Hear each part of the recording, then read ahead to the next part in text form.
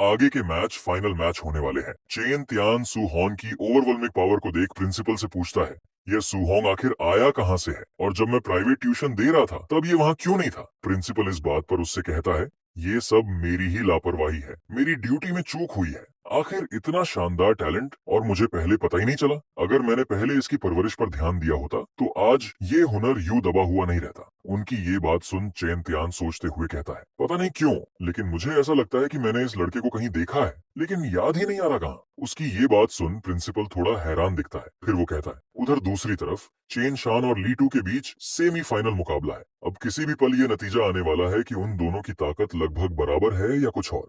इस वक्त ये कहना मुश्किल है कि जीत किसकी होगी और हार किसे मिलेगी। इतना कहते ही उन दोनों की फाइट शुरू हो जाती है, और फाइट शुरू होते ही वे दोनों एक दूसरे पर पंचों की वारिस कर देते हैं। ली टू उस पर अटैक करते हुए कहता है, चेन शान, हम दोनों के पास 3 इकोज थंडर रश फिस्ट है।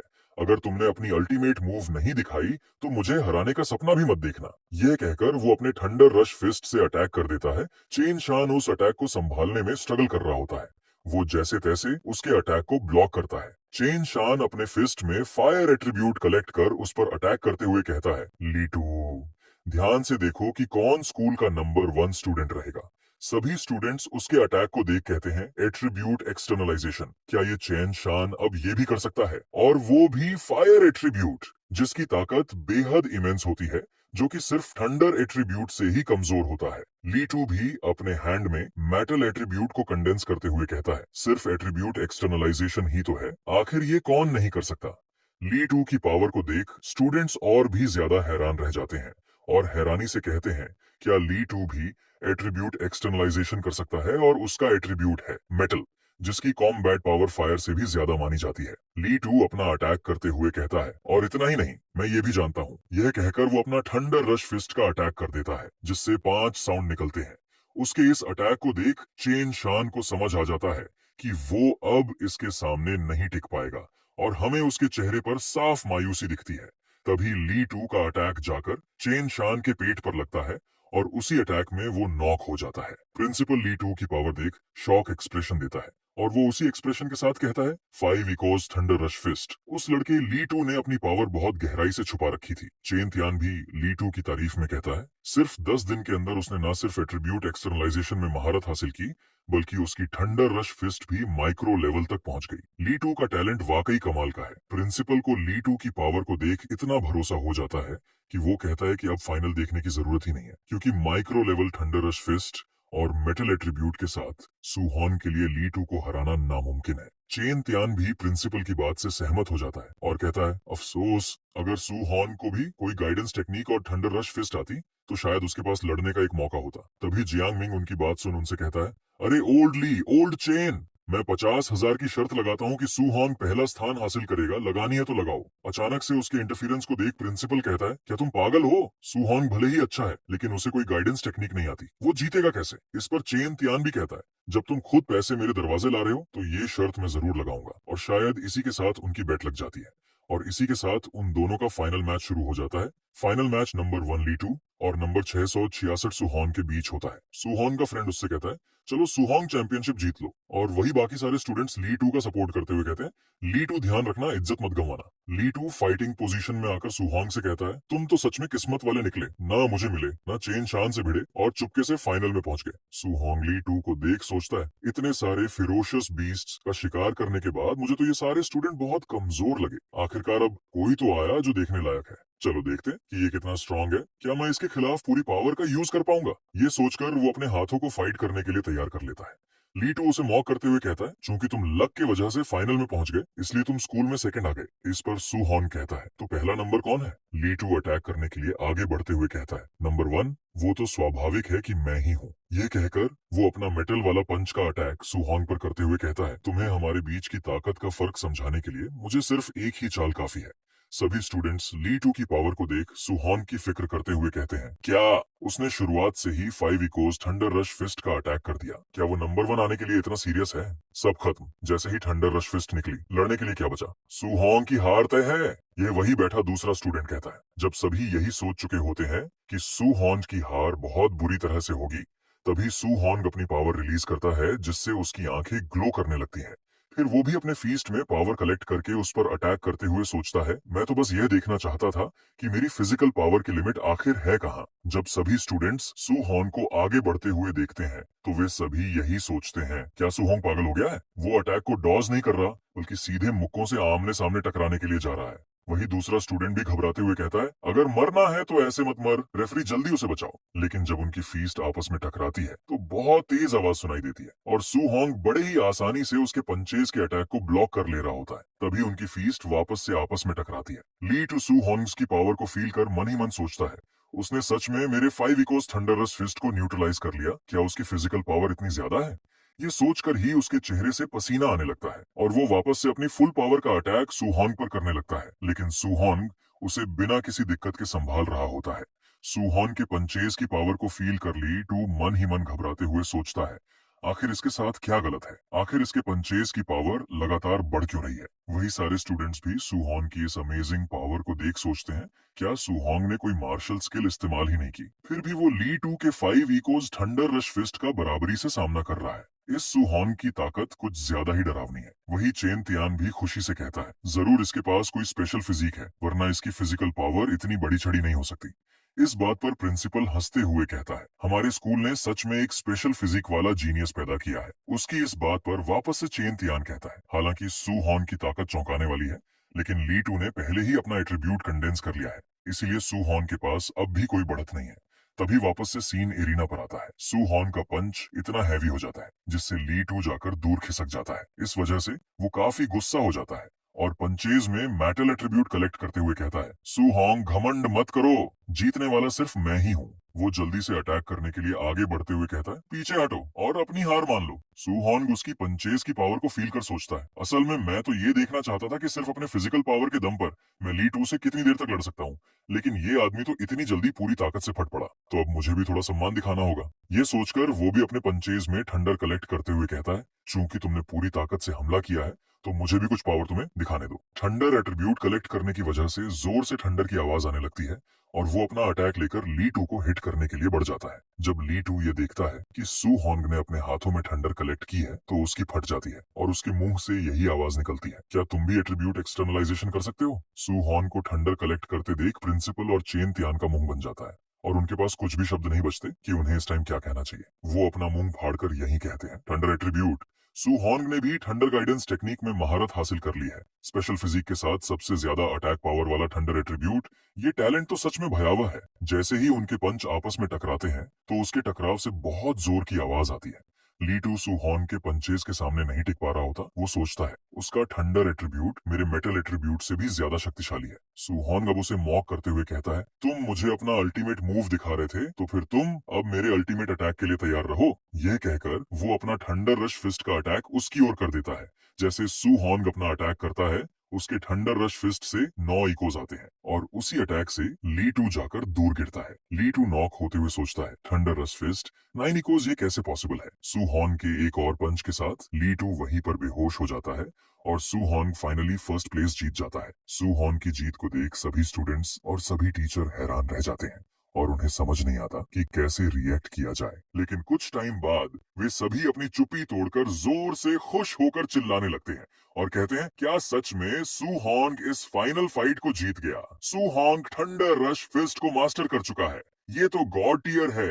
ये तो सू हॉन्ग की ठंडर रश फिस्ट तो उसे सिखाने वाले टीचर से भी ज्यादा भयंकर है। चेन तियान सू हॉन्ग के अल्टीमेट मूव को देख कहता है, 9 इकोज, क्या वही जीनियस है जो उस दिन स्कूल से गायब हो गया था? प्रिंसिपल भी अचंभे में कहता है, ये सिर्फ जीनियस नहीं है बल्कि ये तो हमारे star city number 1 high school का ड्रैगन है। चेन तियान वापस से कहता है, जब ऐसा राक्षसी टैलेंट ट्रेनिंग कैंप में जाएगा तो बड़े बड़े बैकग्राउंड वाले जीनियसों को करारा झटका लगेगा। सुनहरी मछली तालाब की चीज नहीं होती, जैसे ही उसे हवा और बादल मिलते हैं वो ड्रैगन बन जाती है। हमारा ये स्टार सिटी सू हॉन के लिए बस एक छोटा सा गड्ढा है। प्रिंसिपल भी प्राउड से मुस्कुराते हुए कहता है, ट्रेनिंग कैंप में सू हॉन जरूर अबिस से उठता हुआ ड्रैगन बनेगा जो आसमान में उड़ने के लिए बना है। मैजिक सिटी की इंपीरियल कैपिटल और 10,000 रेसेस के बैटलफील्ड यही वे प्लेसेस है जहां हमें ऐसे मॉन्स्टर्स टैलेंट खिलते दिखते हैं। अब हमारा सीन चेंज होकर सुहोंग के घर की ओर आता है। सुहोंग अपने अंकल और आंट को बुलाते हुए कहता है, मैं वापस आ गया। उसके अंकल खाना लगाते हुए खुशी से कहते हैं, चलो हमारा लिटिल हॉन्ग वापस आ गया। फिर वो उससे उसके एक के बारे में पूछते हैं। सुहोंग खुश होकर जवाब देता है और उन्हें बताता है कि उसने एग्जाम में फर्स्ट रैंक प्राप्त की है। फर्स्ट रैंक को सुनकर उसके अंकल और भी ज्यादा खुश हो जाते हैं और उसके पास आकर कहते हैं, फर्स्ट प्लेस, वो भी मंथली एग्जाम में, बहुत अच्छे। यानी इसका मतलब अब हमारा लिटिल होंग ट्रेनिंग कैंप में जाएगा, जो कि उसने पहले मेंशन किया था। इस पर सुहोंग भी इसके लिए मुस्कुराकर हाँ में जवाब देता है। जब उसके अंकल और वो बात कर ही रहे थे, तभी उसे बाहर से दरवाजा पीटने की आवाज आती है। उस आवाज को सुनकर सुहोंग का ध्यान बाहर की ओर जाता है। बाहर से एक लेडी चिल्लाकर पूछती है, क्या ये हाउस सुहोंग का है? तभी उसकी आवाज को सुन सुहोंग और उसके अंकल आंट दरवाजा खोलते हैं। सुहोंग उस लेडी को देख हैरानी से पूछता है, आप कौन है? वो लेडी देखने में एकदम बद्दी लग रही होती है। वो अपने ज्वेलरी का शो ऑफ करते हुए कहती है, तुम जरूर सुहोंग होगे। वैसे मैं तुम्हारे स्कूल से लिन नियान की पेरेंट हूँ। फिर वो मेन टॉपिक पर आकर कहती है, मैंने सुना कि जो भी मंथली एग्जाम के टॉप 3 में आएगा वो ट्रेनिंग कैंप में जा सकता है। मेरे बच्चे की रैंक 4th आई है, इसलिए मैं तुमसे तुम्हारे रैंक को गिव अप करने के लिए कहने आई हूँ। ये कहकर वो अपने बैग से 30,000 मनी देते हुए उससे कहती है, मैं तुम्हें तुम्हारे स्पॉट के लिए इतनी मनी दे रही हूँ, इसलिए तुम अपने स्पॉट को छोड़ दो, जिससे मेरा बेटा उस ट्रेनिंग कैंप में जा सके। उसके इस तरह की बातों को सुन सुहोंग और उसके अंकल आंट दोनों हैरान रह जाते हैं और वो उस लेडी को घूरने लगते हैं। जब सुहोंग और उसके फैमिली मेंबर में से कोई भी मनी नहीं लेता, तो वो गुस्से में चिल्लाकर कहती है, ये तुम्हारा किस प्रकार का एटीट्यूड है? ये ट्रेनिंग कैंप इसलिए बनाया गया है ताकि भविष्य में ऑल हेवेंस बैटलफील्ड में उतरने वाले जीनियस तैयार किए जा सकें। वहां का कंपटीशन बेहद क्रूर है और वहां पर लोग सच में मर सकते हैं। फिर वो आगे बताती है, वहां पर जाने वाले लोग हाई ग्रेड की पिल्स इतनी खाते हैं कि उल्टी करने लगे और वहां पर वे हाई टियर मार्शल स्किल्स जितना चाहे प्रैक्टिस करते हैं। तुम्हारे फैमिली की हालत देखकर अभी पीछे हट जाना तुम्हारे ही भले के लिए है। उस लेडी की इन बातों को सुन उसकी आंट सुहोंग की फिक्र करते हुए उससे कहती है, लिटिल होंग, क्या जो ये लेडी कह रही है वो सब सच है? क्या वो प्लेस इतनी ज्यादा डेंजरस है? वो इसलिए इतनी फिक्र कर रही होती है क्योंकि सुहोंग ने उन्हें इन सभी हार्डशिप्स के बारे में नहीं बताया था, ताकि वे उसकी चिंता ना करें। उसके अंकल ये समझ जाते हैं और आंट को शांत और चिंता ना करने को कहते हैं, लेकिन वो भी अपने भतीजे की चिंता कर रहे होते हैं। फिर वो सुहोंग से पूछते हैं, लिटिल होंग, क्या तुम अपनी प्रोटेक्शन की गारंटी दे सकते हो? इस पर सुहोंग बिल्कुल शांत और कॉन्फिडेंस से भरे हुए उन्हें जवाब देता है, अंकल, मैं अपनी प्रोटेक्शन कर सकता हूँ उस प्लेस पर। उसके शांत और बिना किसी हिचकिचाने वाली आवाज को सुन उसके अंकल को भी यकीन हो जाता है कि उसका भतीजा अब इतना पावरफुल हो चुका है। तभी वो लेडी वापस से कहती है, मैं बस कह रही हूँ, क्या तुम सच में एक बच्चे की गारंटी पर यकीन कर रहे हो? इस पर उसका अंकल सुहोंग की तरफ से कहता है, "हाँ, मैं बिल्कुल करता हूँ। ट्रेनिंग कैंप में जाना उसका अपना फैसला है। वो अब बड़ा हो गया है और मुझे भरोसा है वो अपना वादा निभाएगा। और फिर अगर मैं अपने ही परिवार पर भरोसा ना करूं, तो क्या तुम पर करूं?" इस पर वो लेडी बस तुम ही कह पाती है और उसके अंकल उसे यहाँ से जाने को कह देते हैं और उसके ही सामने अपना दरवाजा बंद कर लेते हैं। अपने सामने ही दरवाजे को बंद होता देख वो लेडी काफी गुस्सा हो जाती है और वहां से जाते हुए कहती है, ये लोग कैसे हैं? फिर वो सुहोंग को कर्ज देते हुए कहती है, बस इंतजार करो, तुम जरूर ट्रेनिंग कैंप से निकाल दिए जाओगे। अंदर आकर सुहोंग अपने अंकल और आंट से कहता है, अंकल, क्या मैंने जानबूझकर आपको खतरे के बारे में नहीं बताया? इस पर उसका अंकल कहता है, ठीक है। फिर वो हंसकर उससे कहता है, तुम्हारा अंकल एक सीधा सादा आदमी है। तुम मुझसे ज्यादा पढ़े लिखे हो और तुम ट्रेनिंग कैंप के बारे में मुझसे बेहतर समझते हो कि वो तुम्हारे लिए कितना ज्यादा जरूरी है। और जब तुमने मुश्किलों का सामना करने का संकल्प कर लिया है, तो हम भी तुम्हारा साथ देंगे। उसकी इन बातों को सुन उसकी आंट उसके अंकल को पीछे से मारते हुए कहती है, ये कैसी बातें कर रहे हो? फिर वो कहती है, लिटिल होंग, हमें किसी रैंकिंग की चाह नहीं, बस अपनी सुरक्षा पक्की करना। हम बस यही चाहते हैं कि तुम सेफ रहो हमारे साथ। उनके इस करेजमेंट को सुन काफी खुश हो जाता है और अपने चेहरे पर एक प्यारी सी स्माइल देता है। थोड़ी देर बाद वो रात में छत पर चढ़कर आसमान की ओर देख रहा होता है और सोचता है कि ये आसमान कितना विशाल है। और वो मन ही मन अंकल और आंट के बारे में सोचता है। हालांकि अंकल और आंट मेरा साथ दे रहे हैं, लेकिन वो जरूर मेरे लिए चिंतित होंगे। मैं उनकी उम्मीदों को कभी निराश नहीं कर सकता। इस मेहनत से मिली जिंदगी की रक्षा करने के लिए मुझे और भी मजबूत बनना होगा, जिससे मैं अपने लव्ड वन को प्रोटेक्ट कर पाऊं। फिर वो अपने सिस्टम पैनल को देखते हुए कहता है, मैंने मंथली एग्जाम में कई सारे लोगों से फाइट की और उनसे जीता, जिससे मुझे कुल 285 मार्शल वैल्यू पॉइंट्स मिले। पर यह भी काफी नहीं है। मुझे नहीं पता ट्रेनिंग कैंप के जीनियस किस लेवल पर होंगे। उनसे फाइट करने के लिए मुझे अपनी फिजिकल कॉम्बैट पावर को इंप्रूव करना होगा। इसी सोच के साथ वो अपनी मॉर्टल बॉडी में पॉइंट ऐड करने लगता है। अभी उसकी मॉर्टल बॉडी 36.1% पर होती है। पॉइंट ऐड करने से उसकी मॉर्टल बॉडी 0.1 से इंक्रीज होने लगती है, जिससे उसे काफी पैन महसूस हो रहा होता है। कई सारे पॉइंट्स का यूज करने से उसकी मॉर्टल बॉडी 36.1% से 64.6% पर पहुंच जाती है। वो हाफते हुए कहता है, अभी भी 100% तक पहुंचने में बी 35.4% बाकी है। मैं ये सोचकर हैरान हूं, जब मेरी मॉर्टल बॉडी पूरी 100% तक पहुंच जाएगी, तब मैं कौन सी स्पेशल फिजिक अनलॉक करूंगा। फिर वो अपने गुडियंस एट्रीब्यूट टेक्निक को देख कहता है, थंडर और heavenly flame guidance technique level 2 पर कब पहुंच गई। वो सोचता है, मैंने तो बस कुछ दिनों तक उसे कल्टीवेट ही किया था और कुछ भी खास नहीं किया था। क्या ऐसा हो सकता है कि कोई अतिरिक्त शर्तें जरूरी ही ना हो और सिर्फ नॉर्मली कल्टीवेट से ही गाइडेंस टेक्निक लेवल अप हो जाती हो। इसी सोच के साथ वो अपने दोनों हाथों में थंडर और फायर एट्रीब्यूट ले आता है और कहता है, अगर ऐसा है तो मैं कोशिश करूंगा एक और लेवल बढ़ाने की। और वो रात भर कल्टीवेट करता रहता है। कल्टीवेट करते करते उसे मॉर्निंग हो जाता है। सुबह सूरज की धूप बिल्डिंग्स के पीछे एक नया दिन ही नजर आ रहा होता है, जैसे आज सू होंग का नया मिशन शुरू हुआ हो। जैसे ही सूरज की धूप उसकी आंखों में लगती है, वैसे ही वो अपनी आंखें खोलता है। रात से सभी तक कल्टीवेट करने से उसकी दोनों गुडियंस टेक्निक लेवल 2 से 3 तक पहुंच जाती है। अपने दोनों गुडियंस एट्रीब्यूट टेक्निक को लेवल 3 तक पहुंचाने वो काफी खुश दिख रहा होता है।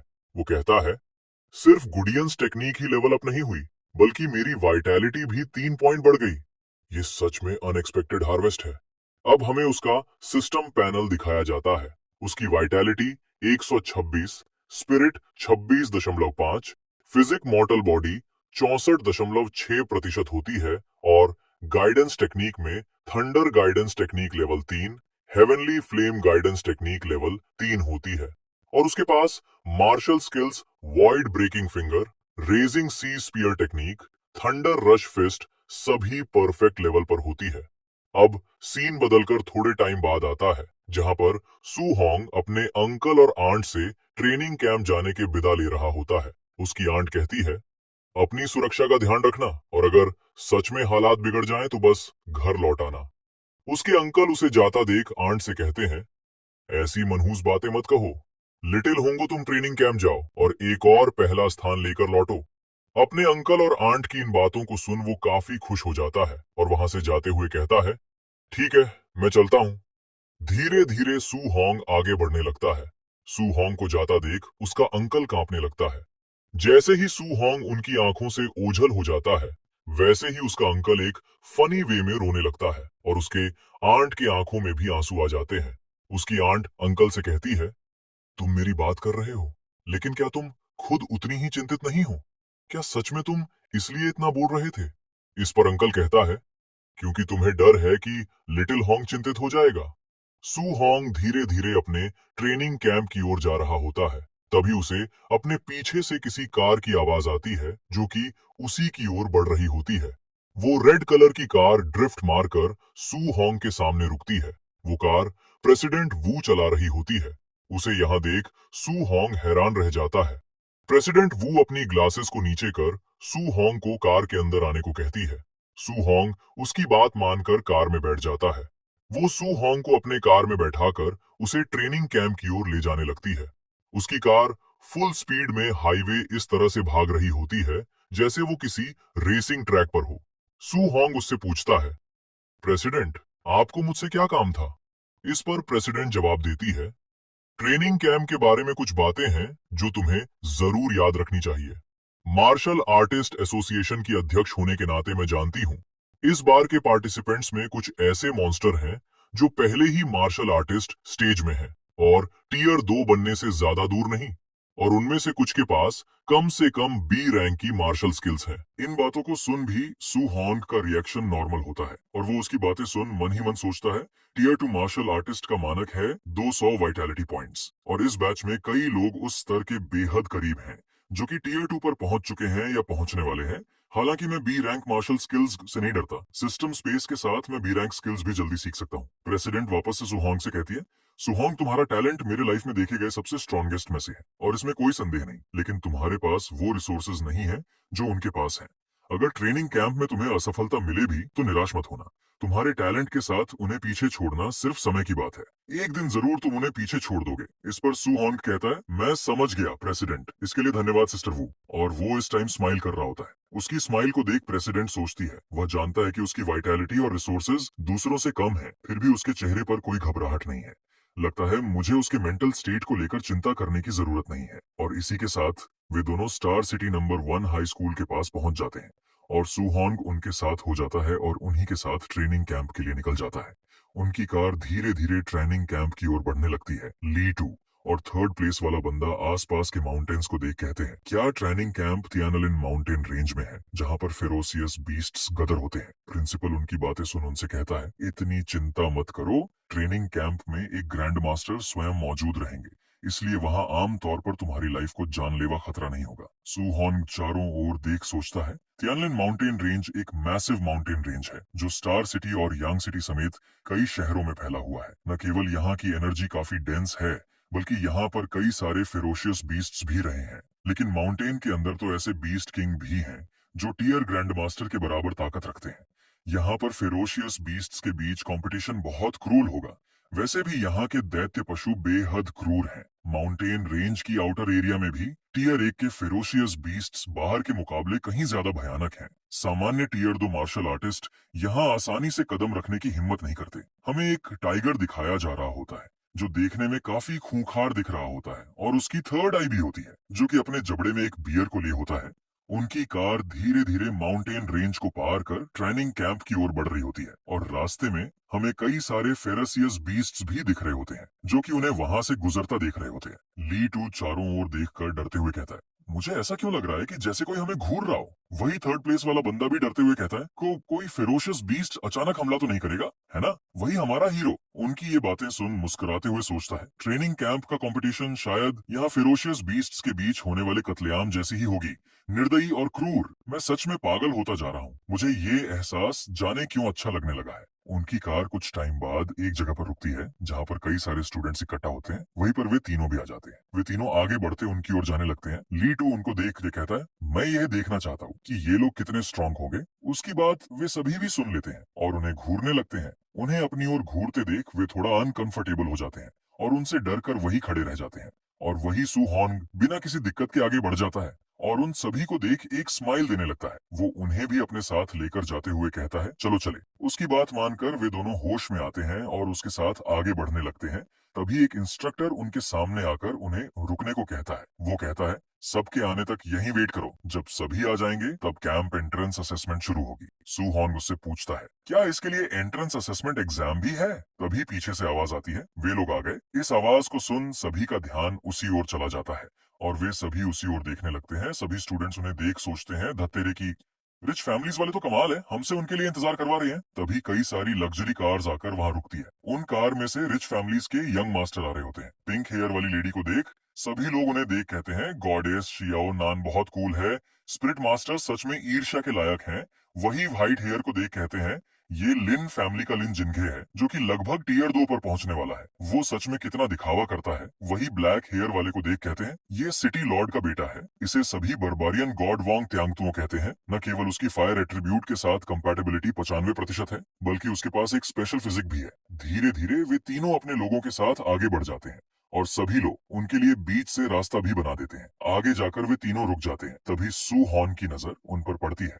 सू हॉन उन्हें देख सोचता है, क्या ये वही है स्टार सिटी के टॉप जीनियस जिनका जिक्र प्रेसिडेंट ने किया था? देखते हैं कितने बड़े जीनियस हो तुम लोग। इंस्ट्रक्टर आगे आकर कहता है। अब सभी कंपेटिटर्स पहुंच चुके हैं। अब कैंप एंट्रेंस असेसमेंट रूल्स सभी को बताता हूँ। वो बताता है ट्रेनिंग कैंप तियानलिन माउंटेन रेंज के 30 किलोमीटर के अंदर स्थित है। फिर वो आगे बताता है हमने माउंटेन में कुछ टोकन फिरोशियस बीस्ट्स के बॉडीज के अंदर छिपाए हैं। तुम सिर्फ तभी एंटर कर पाओगे जब तुम्हारे पास वो टोकन होगा। अगर वो टोकन नहीं हुआ तो तुम कैंप में पार्टिसिपेट नहीं कर पाओगे। लीटू इंस्ट्रक्टर की बात सुन दूसरे स्टूडेंट से फुसफुसाता है 8 घंटे में 30 किलोमीटर पैदल चलना सुनने में आसान लगता है, लेकिन ये तियानलिन माउंटेन रेंज है। दूसरा स्टूडेंट भी उससे कहता है एक बार जब तुम माउंटेन रेंज में एंटर करोगे तो किसे पता कि तुम किस फेरोशियस बीस्ट का एनकाउंटर करो। अगर कुछ भी गलत हुआ तो समझ जाओ कि तुम मेरे जाओगे। वही सुहोंग उनकी बातें सुन सोचते हैं 8 घंटे में पहुंचना ये मेरे लिए काफी इजी है। इतने टाइम में मेरे पास तो बहुत मौके होंगे कि मैं कुछ फेरोशियस बीस्ट को मारकर मार्शल वैल्यू पॉइंट कमा सकूं। तभी उनमें से एक स्टूडेंट अपना हाथ खड़ा कर इंस्ट्रक्टर से कहता है और अगर हम किसी बेहद ताकतवर बीस्ट से टकरा गए जिससे हमारा लेवल काफी ज्यादा हो तो। इस बात पर इंस्ट्रक्टर कहता है अगर ऐसा हुआ तो तुम अपने आप को अनलकी समझो और तुम एलिमिनेट हो जाओगे और इसके बाद तुम्हारी लाइफ को कोई ना कोई बचाने आएगा। इंस्ट्रक्टर की इस बात को सुन सभी स्टूडेंट्स जोर से चिल्लाते हुए कहते हैं संभव है कि ताकतवर लोग भी बाहर हो जाएं और कमजोर आगे बढ़ जाएं केवल लक की वजह से। ये सच में लक पर डिपेंड है। स्टूडेंट्स की इन बातों को सुन इंस्ट्रक्टर कहता है क्या फेयर, ये दुनिया कोई प्लेइंग हाउस नहीं है। तुम 10 साल तक मेहनत से कल्टीवेट करो और जब ओनेल हेवंस पर बैटलफील्ड पहुंचो तो क्या वहां भी शिकायत करोगे कि ये अनफेयर है। अगर तुम फेरोशियस बीस्ट से एनकाउंटर करना नहीं चाहते तो सावधानी से काम करो और जोखिम से बचना, ताकत से कमजोरों को धमकाना, अल्प लोगों के विरुद्ध अल्प लोगों से लड़ना ये बैटलफील्ड के नियम है। तभी एक स्टूडेंट आगे आकर कहता है यह सही है, अगर तुम मरने से डरते हो तो जल्दी से इसे क्विट कर दो और अपने टाइम को वेस्ट मत करो। जो भी मौत से डरेगा तो वे जरूर ही कूड़े के ढेर ही बने रहोगे। वही पहला वाला बंदा उस स्टूडेंट से कहता है क्या ये तुम मेरे लिए कह रहे हो, अगर हाँ तो तुम फिर से ये कहकर दिखाओ। इस पर वो स्टूडेंट वापस से कहता है तुम एक कावर्ड हो, ट्रैश, अगर तुम इससे कॉन्विंस नहीं हो तो आओ और मुझसे मुकाबला करो। जैसे ही वहां का माहौल थोड़ा और गर्माने लगता है वैसे ही इंस्ट्रक्टर बीच में आकर कहता है कैंप में वायलेंस करना प्रोहिबिटेड है, लेकिन अगर तुम एक बात माउंटेन्स इंटर कर गए तो हम वहां इंटरफेयर नहीं करेंगे। चाहे टोकन छीनना हो या सिर्फ किसी का चेहरा नापसंद हो, जो करना है तुम वहां कर सकते हो। इंस्ट्रक्टर की इस बात को सुन वे दोनों स्टूडेंट एक दूसरे को घूरने लगते हैं और ये समझ जाते हैं कि उन्हें कहाँ मुकाबला करना है जहां उन्हें कोई रोके ना। सुहोंग भी इंस्ट्रक्टर की बात को सुन समझ जाता है कि ये ट्रेनिंग कैंप काफी क्रूल है क्योंकि वे एक दूसरे को फाइटिंग के लिए उकसा रहे हैं। इन रूल्स के साथ इनमें से आधे से ज्यादा ऐसे ही एलिमिनेट हो जाएंगे। वैसे अगर मैं इनके साथ फाइट करूं तो क्या मुझे ढेर सारा मार्शल वैल्यू नहीं मिलेगा। इंस्ट्रक्टर कहता है बस बहुत हो गया बकवास तुम सबका, अब असेसमेंट शुरू होता है, सब लोग बाहर निकलो। इंस्ट्रक्टर की बात सुन सभी स्टूडेंट्स अपने एंट्रेंस असेसमेंट के लिए जाने लगते हैं। वे पूरी रफ्तार से आगे दौड़ जाते हैं और चिल्लाते हैं मुझे पास होना ही होगा। हमें वही दोनों स्टूडेंट्स दिखाए जाते हैं जो अंदर आपस में भिड़ने ही वाले होते हैं। पहला वाला स्टूडेंट दूसरे का पीछा कर रहा होता है। वो दूसरे स्टूडेंट से कहता है तुम थी रुक, फिर मैं तुझे बताता हूँ मैं कावर हूँ या नहीं, मैं अभी के अभी तुझे लुढ़कते हुए घर भेज दूंगा। इस पर दूसरा स्टूडेंट कहता है अगर तू अभी एलिमिनेट होना चाहता है तो मैं तुझे जरूर इसके लिए सेटिस्फाई करूंगा। पहला स्टूडेंट अपने पंच में गोल्डन एनर्जी कलेक्ट कर अटैक करते हुए कहता है तू मारा गया। दूसरा स्टूडेंट भी अपने पंच में ब्लू एनर्जी कलेक्ट कर पंच मारने को तैयार हो जाता है। जैसे ही उन दोनों के पंचेज आपस में टकराते हैं तो वहां पर एयर में प्रेशर फैल जाता है। जब वे देखते हैं कि एक पंच से कुछ नहीं होगा तो वे कई सारे पंचेज आपस में क्लैश कर देते हैं और वे लगातार एक दूसरे पर पंच मारते रहते हैं और वे दोनों एक दूसरे के इक्वल लग रहे होते हैं। तभी वहां पर हमारा MC सुहोंग भी आ जाता है। उन्हें फाइट करता देख वो सोचता है मैं इन सो कॉल्ड जीनियसों की असली ताकत देखने की अपॉर्चुनिटी चाहता था, पर जब मैंने देखा तो मुझे पता चला कि ये रूमर्स से काफी कमजोर है। अगर मैं इन्हें हरा भी दूं तब भी मुझे लगता है कि मुझे ज्यादा मार्शल वैल्यू नहीं मिलेंगे। इससे अच्छा होगा कि मैं इन्हें छोड़कर किन्हीं हाई लेवल के फेरेसियस बीस्ट को हंट करूं जिससे मुझे ज्यादा मार्शल वैल्यू मिल सके। वही उनकी फाइट अभी भी चल रही होती है। दूसरा स्टूडेंट पहले को मॉक करते हुए कहता है भिखारी तो भिखारी ही रहेगा, सिर्फ मेहनत से कल्टीवेशन करना, आखिर तुम कैसे ही मुकाबला कर सकते हो मेरी फैमिली के जनरेशंस की विरासत से। पहला स्टूडेंट गुस्से में उससे कहता है चुप रह और मुंह उन भिखारियों से भी मत मिलाना। इस पर वो दूसरा स्टूडेंट वापस से उससे कहता है भिखारी तो भिखारी ही होता है, आखिर तुम्हारे मेहनत का क्या ही यूज है। इस पर पहला स्टूडेंट वापस से वही कहता है मुझे उनसे कंपेयर मत करो। उनकी इन बातों को सुन सुहोंग वहीं पर रुक जाता है और वो गुस्सा हो जाता है और उसका फेस कोल्ड हो जाता है। वो कहता है लगता है ये तैयार तैयार मार्शल वैल्यू में यूं ही जाने नहीं दूंगा। तभी वो उनकी ओर बढ़ते हुए कहता है तुम दोनों लड़ना बंद करो। सुहोंग को अचानक से अपने फाइट के बीच आता देख वे दोनों हैरान रह जाते हैं। सुहोंग एक डंडा लेकर उनकी ओर बढ़ते हुए कहता है अब मेरे साथ खेलो। दूसरा स्टूडेंट सुहोंग पर गुस्सा होते हुए कहता है खेलूं तेरे साथ, देखो एक और भिखारी आ गया। केयरफुल रहो, नहीं तो मैं तुम्हें पीटूंगा। पहला स्टूडेंट पूछता है, किस लेवल का बंदा हमारी लड़ाई में दखल देने आया है? सुहोंग अपने डंडे को पकड़ उनसे कहता है, तुम दोनों को गलतफहमी हुई है। मेरा मतलब ये था कि क्यों ना तुम लोग लड़ना बंद करके मुझसे लड़ने के लिए हाथ मिला लो। उसकी इस बात को सुन वे दोनों हैरान हो जाते हैं और एक दूसरे को देखने लगते हैं। तभी पहला स्टूडेंट जल्दी से सुहोंग पर अटैक करने के लिए बढ़ता है और कहता है, तुमने मुझे नीचे देखने की हिम्मत की, लगता है तुम मरना चाहते हो। जैसे हो वो अपना अटैक सुहोंग पर करने के लिए आता है, वैसे ही सुहोंग अपने लेग उठाता है और जल्दी से उसके पेट पर अटैक कर देता है। वो सुहोंग के अटैक को देख भी पाता और उसके मुंह से कराहने की आवाज आती है और वो जाकर दूर गिरता है और एक ही अटैक में बेहोश हो जाता है। दूसरा स्टूडेंट उसकी हालत देख सोचता है, आखिर ये पॉसिबल कैसे है? उसकी स्ट्रेंथ मेरे बराबर थी, तब भी वो उसके सामने एक भी मूव नहीं कर पाया। आखिर उसकी कितनी फास्ट फुटवर्क है। जब वो इसी सोच में होता है, तभी सुहोंग अपने डंडे के साथ उस पर अटैक करने के लिए आगे बढ़ जाता है और उससे कहता है, अब तुम्हारी बारी है।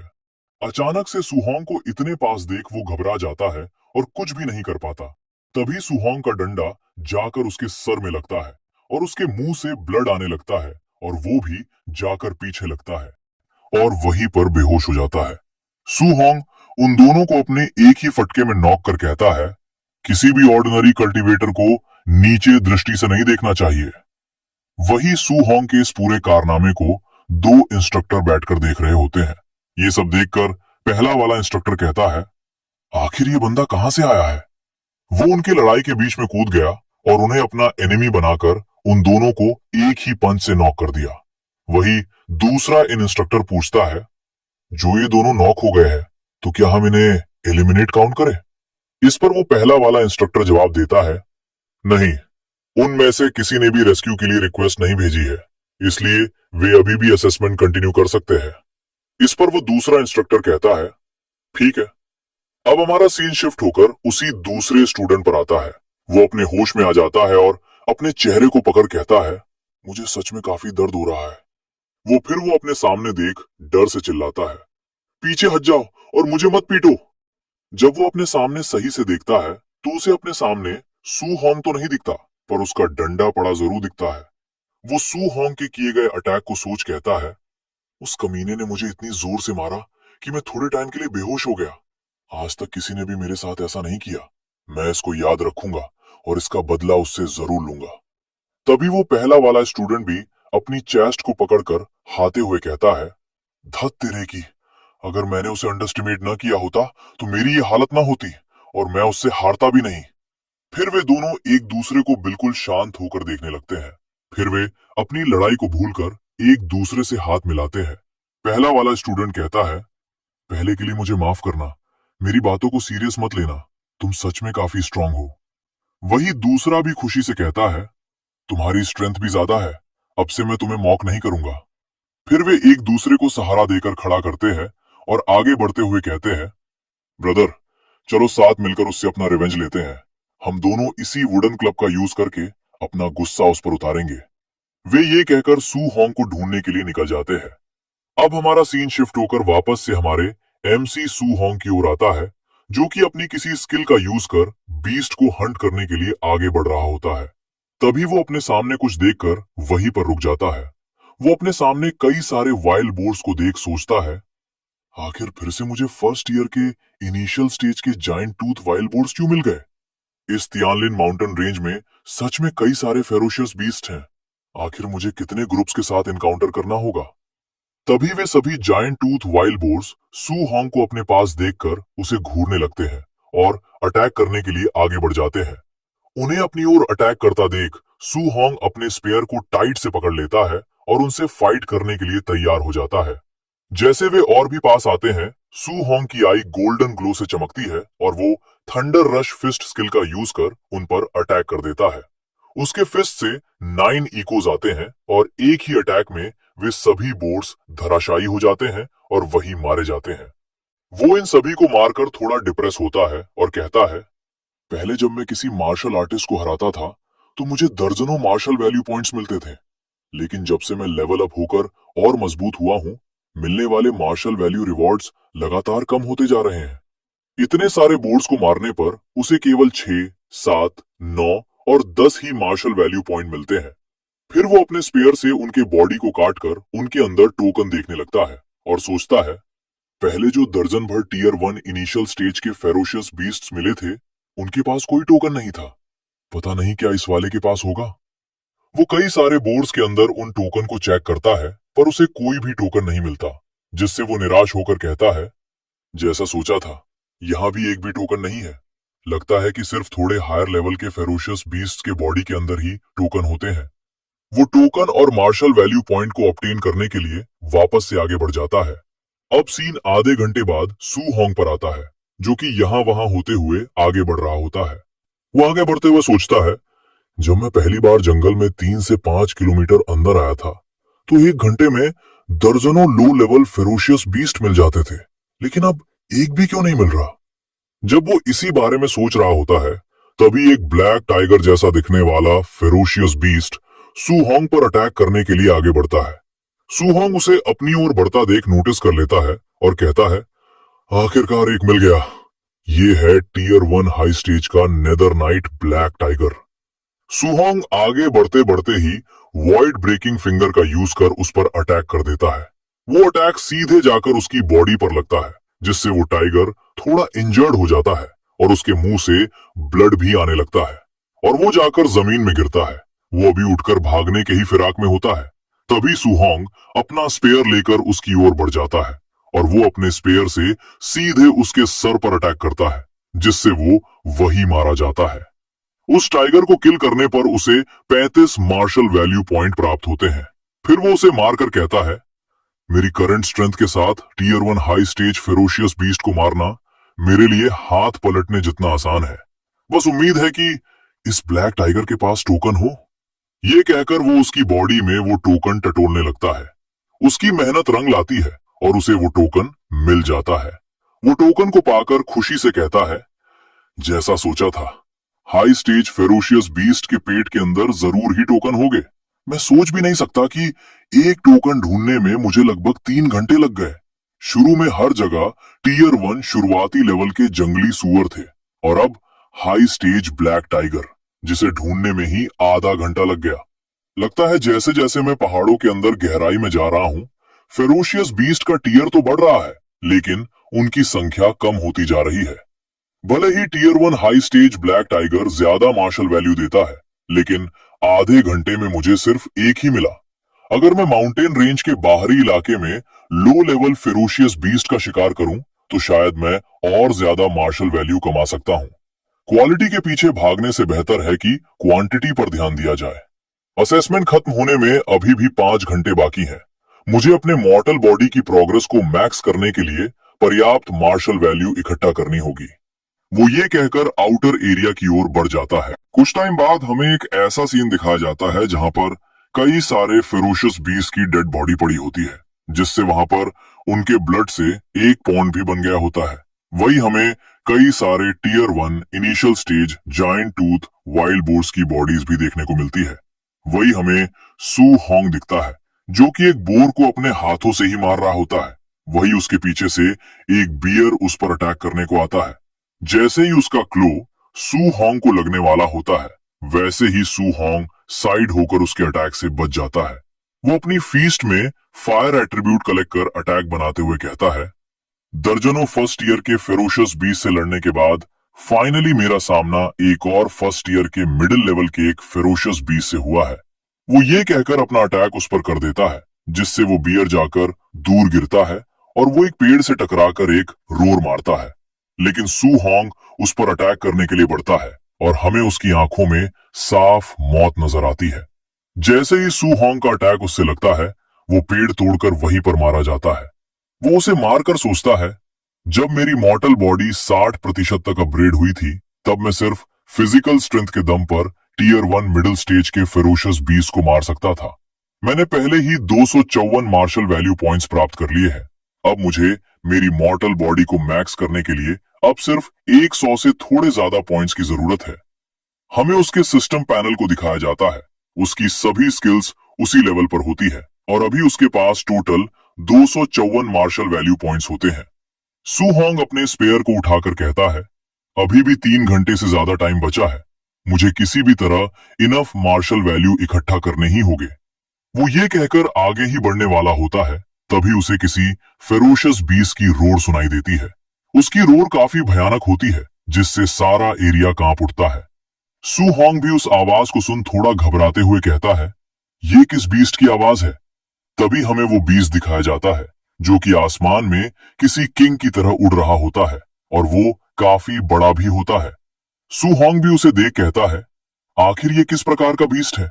क्या ये कोई लेजेंडरी रॉक बीस्ट किंग हो सकता है? तभी वो बीस्ट अपने पंख फड़फड़ाता है, जिससे जोर से हवा चलती है। सू होंग अपने आप को खड़े रखने के लिए अपने स्पेयर को जमीन में गाड़ देता है और सोचता है, ये सोचकर आश्चर्य होता है कि एक बीस्ट किंग की ताकत वास्तव में इतनी जबरदस्त हो सकती है। उसके पंखों की एक फड़फड़ाहट मात्र से ही इतनी टेरिफाइंग शॉकवेव उत्पन्न हो गई कि मुझे खड़े रहने में मुसीबत हो रही है। उस फ्लाइंग बीस्ट के पंख फड़फड़ाने से ही पेड़ उखड़कर चट्टानों से टकराकर टूटने लगते हैं। वही पास की एक चट्टान पर सू होंग खड़ा होता है। वो उस बीस्ट की इतनी ओवरवेलमिंग पावर को देख घबराते हुए सोचता है, आखिर ये कौन सा बीस्ट है जिसके पंख फड़फड़ाने से ही फॉरेस्ट में इतनी हलचल मच गई। अभी मुझे ये लग रहा था कि मेरी स्ट्रेंथ काफी हो गई है, लेकिन इसके सामने कई सारे टॉप टियर एक्सपर्ट्स भी कुछ नहीं है, और मैं तो सिर्फ इसके सामने एक चींटी के समान हूं। तभी कुछ देखकर उसकी आंखें बड़ी हो जाती है। वो देखता है कि एक बॉल जितनी लाइट उस बीस्ट की ओर आगे बढ़ रही है। वो बॉल जैसा दिखने वाला पर्सन टियर 7 का ग्रैंड मास्टर किन टियानली होता है, जो कि अपने गोल्डन ऑरा को फैलाकर उसकी ओर बढ़ते हुए कहता है, गोल्डन रॉक बीस्ट, मैंने यानी किन टियानलिली ने ये ट्रेटरी कुछ टाइम के लिए उधार ली है। आखिर तुम यहाँ वापस से क्या कर रहे हो? गोल्डन रॉक बीस्ट अपने पंजे से अटैक करते हुए कहता है, मैंने ये प्लेस तुम्हें कभी भी उधार नहीं दी थी। किन टियानली भी अपनी फीस्ट में एनर्जी कलेक्ट करते हुए कहता है, अगर तुम इसके लिए राजी नहीं हो तो मैं तुम्हें तब तक पीटूंगा जब तक तुम राजी नहीं हो जाते। वो ये कहकर अपना अटैक उस बीस्ट पर कर देता है। वो बीस्ट भी रिटेलिएट करते हुए एक जोर की आवाज लगाता है।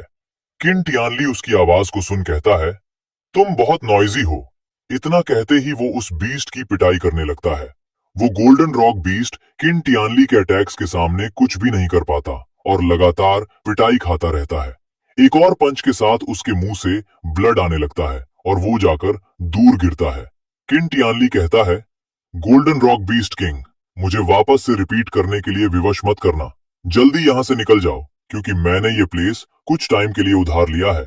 गोल्डन रॉक बीस्ट डरकर वहां से भागते हुए कहता है, बस मेरे प्रतीक्षा करना। किन टियानली उसकी बातों पर ज्यादा ध्यान नहीं देता और उसे जाने देता है। जैसे ही वो उसके नजरों से गायब हो जाता है, वैसे ही जोर से चिल्लाकर कहता है, मैं 7 टियर का ग्रैंड मास्टर किन टियानली हूँ। सभी स्टूडेंट्स बिल्कुल भी पैनिक मत हो, असेसमेंट अब भी जारी रहेगी। उसकी आवाज सभी स्टूडेंट्स को सुनाई देती है। सू होंग उस पूरे सीन को देख कहता है, क्या ये ह्यूमन रेस के 7th टियर के ग्रैंड मास्टर की रियल पावर है? वो इस पावर को देख मन ही मन अपने आप से प्रॉमिस करता है कि वो भी एक दिन इतना पावरफुल बनेगा। अब हमारा सीन शिफ्ट होकर बेस पर आता है। किन टियानली उड़कर बेस पर आ जाता है। वो उन सभी इंस्ट्रक्टर के पास आकर कहता है, इस गोल्डन विंग्ड ग्रेट रॉक का इलाका मैंने बस ट्रायल ग्राउंड के तौर पर उधार लिया था और उसे इसके लिए आराम से मान जाना चाहिए था, लेकिन नहीं, उसे तो मुझसे पिटाई करवानी ही थी। बायमू टियर 5 की मार्शल आर्टिस्ट किन टियानली की तारीफ करते हुए कहती है, जैसा कि मुझे ग्रैंड मास्टर किन से उम्मीद थी, वे सच में अफवाहों से भी ज्यादा ताकतवर निकले। उसी के पास खड़ा लिंजी टियर 5 का मार्शल आर्टिस्ट भी कहता है, वो golden winged great rock king, जो अपनी टायरैनिकली फिजिकल पावर के लिए मशहूर है, इतना पीटा गया कि उसका गुस्सा ही खत्म हो गया। किन टियानली आगे बढ़ते हुए कहते हैं, बस बस मेरी चापलूसी बंद करो, मेरे साथ मॉनिटरिंग रूम में चलो और वहां जाकर देखते हैं अभी अभी गोल्डन विंग्ड रॉक के प्रेशर को किसने सहा। इस पर वे दोनों स्ट्रेट खड़े होकर कहते हैं, जी ग्रैंड मास्टर किन। वे तीनों मॉनिटरिंग रूम में आ जाते हैं और वहां की फुटेज देखने लगते हैं। लिंजी कहता है, ये अभी के सर्विलेंस रिप्ले हैं। ज्यादातर स्टूडेंट गोल्डन विंग्ड रॉक के प्रेशर में हिल भी नहीं पाए। तभी ग्रैंड मास्टर की नजर एक स्टूडेंट पर जाती है। वो उसे देख कहते हैं, इस लड़के ने आसानी से गोल्डन विंग्ड रॉक के प्रेशर को सहन कर लिया और इसके साथ ही tier 1 late stage black tigers के एक झुंड को किल भी किया। आखिर इसका नाम क्या है? इस पर बाईमू उसकी प्रोफाइल को देखते हुए बताती है, इसका नाम वांग टियानटुओ है, जो कि टीयर 1 हाई स्टेज का मार्शल आर्टिस्ट है, जिसकी वाइटैलिटी 340 है और उसकी फायर एट्रीब्यूट के साथ कंपैटिबिलिटी 95% है और उसके पास special physique barbarian god body है, जिसके पास बाउंडलेस स्ट्रेंथ है और साथ ही ये स्टार सिटी के सिटी लॉर्ड का बेटा है। ये बात सुन किन टियानली कहते हैं, स्टार सिटी के सिटी लॉर्ड का बेटा? उसने खुद कहा था कि बच्चे पैदा करना लॉटरी खेलने जैसा है। उसके 100 से ज्यादा बच्चे हैं और आखिरकार इस बार एक ढंग का पैदा हुआ है। फिर वो दूसरे स्टूडेंट को देख कहता है, ये बच्चा तो सच में रॉक के प्रेशर के लिमिट से बाहर निकल गया। क्या कमाल की मूवमेंट टेक्निक है। इस पर बाईमू उसकी इंफॉर्मेशन बताती है, उसका नाम लिन जिंगे है। ये भी टीयर 1 हाई स्टेज का मार्शल आर्टिस्ट है और इसकी वाइटैलिटी 325 है और इसकी विंड एट्रीब्यूट के साथ कंपैटिबिलिटी 96% है और ये स्टार सिटी के लिन परिवार से है। फिर वो तीसरे स्टूडेंट को देख कहता है, ये तो एक स्पिरिट मास्टर है। इसने अपने मेंटल पावर से गोल्डन विंड रॉक के प्रेशर को खत्म कर दिया। ये बुरा नहीं है। इस पर बाईमू इसके बारे में बताती है, इसका नाम शाओया है और ये tier 1 middle stage spirit master है और इसकी वाइटैलिटी 290 है और साथ ही उसकी विंड एट्रीब्यूट के साथ कंपैटिबिलिटी 95% है और ये स्टार सिटी के शाओ परिवार की वारिस है। उन तीनों के परफॉर्मेंस को देख किन टियानली कहते हैं, इन तीनों ने गोल्डन विंड रॉक के प्रेशर का आसानी से सामना कर लिया। ये दिखाता है कि उनकी ताकत अपने कंपेनियन से बहुत आगे है। क्या और भी कोई टैलेंटेड स्टूडेंट्स हैं? इस पर वो बताती है, Lin Po tier 1 middle stage martial artist है, जो कि स्टार सिटी लिन फैमिली से है। वांग भी tier 1 middle stage martial artist है, जो कि स्टार सिटी वांग फैमिली से है। ग्रैंड मास्टर किन ऊपर बताए गए लगभग दर्जन भर लोग सभी टीयर 1 मिडिल स्टेज की ताकत रखते हैं और गोल्डन रॉक के प्रेशर में बेहोश भी नहीं हुए। इस पर किन टियानली उससे पूछते हैं, लेकिन ये सब बड़े फैमिली के वारिस ही क्यों हैं? स्कूलों के स्टूडेंट्स का क्या, खासकर नंबर 1 हाई स्कूल के? इस पर वो बताती है, सभी स्कूलों के स्टूडेंट्स अभी टीयर 1 के इनिशियल स्टेज पर हैं और नंबर 1 हाई स्कूल के 3 छात्रों ने तो अभी अभी ब्रेक थ्रू किया है। वे हैं, लेकिन किन टियानली उसे आगे कहने से मना कर देते हैं और कहते हैं, छोड़ो, अब और देखने की जरूरत नहीं। ये स्टार सिटी अपनी रेपुटेशन के लायक नहीं है। तभी लिंजी की नजर मॉनिटर स्क्रीन पर जाती है। उसे देख वो जल्दी से घबराते हुए कहता है, रुको, आखिर इस स्टूडेंट के साथ क्या गलत है? वो देखता है कि गोल्डन रॉक का प्रेशर झेलने के तुरंत बाद इसके पास अभी भी फेरोशियस बीस्ट का शिकार करने की ताकत है। वो सू होंग के बारे में बात कर रहा होता है, जो कि अपने स्पेयर से बीस्ट का हंट कर रहा होता है। बाईमू सुहोंग की इंफॉर्मेशन को देख हैरान रह जाती है और कांपते हुए कहती है, वो एक मॉन्स्टर है, star city number 1 high school से। जब बाईमू आगे कुछ नहीं कहती है तो लिंजी जल्दी से सुहोंग की इंफॉर्मेशन छीन लेता है और कहता है, कौन सा मॉन्स्टर? ग्रैंड मास्टर के सामने तुम ज्यादा मत उछलो। जब वो भी सुहोंग की प्रोफाइल को देखता है तो उसका भी बाईमू की तरह ही रिएक्शन होता है और वो भी उसकी इंफॉर्मेशन को देख उसे एक मॉन्स्टर कहता है। किंटियानली उसकी रिएक्शन को देख कहते हैं, तुम दोनों भी टीयर 5 के मार्शल आर्टिस्ट हो। आखिर तुमने किस तरह के जीनियस नहीं देखे जो तुम इसे देख इतने घबराए हुए हो? आखिर ये लोग अभी जवान है, इनका स्वभाव अभी स्थिर नहीं है। जब वो भी सुहोंग की प्रोफाइल देखता है तो उसकी भी आंखें बड़ी हो जाती है और उसके मुंह से यही शब्द निकलते हैं, क्या ये सच में इंसान भी है? इसकी सभी एट्रीब्यूट के साथ कंपैटिबिलिटी 100% और स्पेशल फिजिक भी है। क्या सच में इस दुनिया में ऐसा मॉन्स्टर जैसा टैलेंटेड पर्सन भी हो सकता है? वो प्रोफाइल देखता है, नाम Suhong, gender male, age 18, school star city number 1 high school, cultivation tier 1 initial stage, vitality value 123, recommendation comments. इस बच्चे ने C rank martial art thunder rush fist को परफेक्ट रेल्म तक कल्टीवेट लिया है। टीयर 1 मार्शल आर्टिस्ट असेसमेंट के दौरान इसने केवल अपने फिजिकल पावर से 3004 कॉम्बैट पावर जनरेट की। ये ताकत लगभग tier 1 high stage martial artist के बराबर है। बहुत पॉसिबिलिटी है कि इसके पास किसी प्रकार का स्पेशल फिजिक है। इसके अलावा सातों प्रकार की एट्रीब्यूट गाइडेंस टेक्निक के साथ इसकी कंपैटिबिलिटी 100% है। और अभी ये सातों एट्रीब्यूट गाइडेंस टेक्निक को एक साथ कल्टीवेट कर रहा है। सुहोंग के बारे में सब कुछ जानकर किंटियानली की हालत भी बाइमू और लिंजी के जैसी हो जाती है। वो कांपते हुए कहता है, ऐसा मॉन्स्टर जैसा जीनियस क्या सच में स्टार सिटी जैसे छोटे से शहर से निकल सकता है? 100 साल में एक बार? नहीं, ये तो 1000 साल में एक बार मिलने वाला टैलेंट है। वो खुशी से उसके प्रोफाइल पेज को मोड़ कर कहता है, आज तो मैंने सच में सोना पा लिया। तभी वो अपने आप को शांत कर बाइमू से पूछता है, रुको, ये सुहोंग अभी भी टीयर 1 इनिशियल स्टेज पर ही क्यों है? और इसकी वाइटैलिटी सिर्फ 123 पॉइंट है। इसके टैलेंट के हिसाब से ऐसा नहीं होना चाहिए। इस पर बाइमू हिचकिचाते हुए बताती है, ग्रैंड मास्टर किन, ये सुहोंग एक साथ 7 गाइडेंस टेक्निक को प्रैक्टिस कर रहा है। इस पर वो अपने ऑरा को फैलाकर कहता है, अब समझ आया इसकी वाइटैलिटी इतनी कम क्यों है। एक साथ 7 टेक्निक? अगर कोई डेटी भी ऐसा करे तो उसका भी बुरा हाल हो जाएगा। ऐसे में इसका कल्टीवेशन बढ़ेगा कैसे? Star city martial dao association की प्रेसिडेंट वू लिंशियन है ना, उसने इस छोटे से मामले को भी इस बच्चे को ठीक से समझाया नहीं। तभी एक गार्ड आकर कहता है, ग्रैंड मास्टर किन, स्टूडेंट एक एक करके ट्रेनिंग कैंप पहुंच रहे हैं। इस पर वो कहता है, ठीक है, चलो एक नजर देखते हैं। ये कहकर वो बाहर चले जाते हैं। रिच फैमिलीज के तीनों लोग उनके पास आकर कहते हैं, हम जूनियर ग्रैंड मास्टर किन को ग्रीट करते हैं। इस पर किन टियानली कहते हैं, तुम तीनों छोटे काफी अच्छे हो। असेसमेंट को शुरू हुए कई घंटे हो जाते हैं और कई सारे स्टूडेंट्स भी कैंप में आने लगते हैं। वे सभी आते हुए कहते हैं, आखिरकार हम यहाँ आ ही गए। हमें आज लग रहा था कि हम मारे जाएंगे। आखिर आज हमने उस गोल्डन रॉक बीस्ट को देखा था। असेसमेंट को शुरू हुए 7.5 घंटे हो चुके होते हैं। इंस्ट्रक्टर कहते हैं, अब शायद कोई बाकी नहीं बचा होगा, है ना? चलो इसे यहीं जल्दी खत्म कर देते हैं। 7.5 घंटे हो गए और वो अभी तक नहीं पहुंचा। पता नहीं वे कितने कमजोर होंगे। तभी किन टियानली सुहोंग के बारे में सोचते हुए कहते हैं, लेकिन वो मॉन्स्टर लड़का सुहोंग अभी तक क्यों नहीं आया? कहीं रास्ता तो नहीं भटक गया?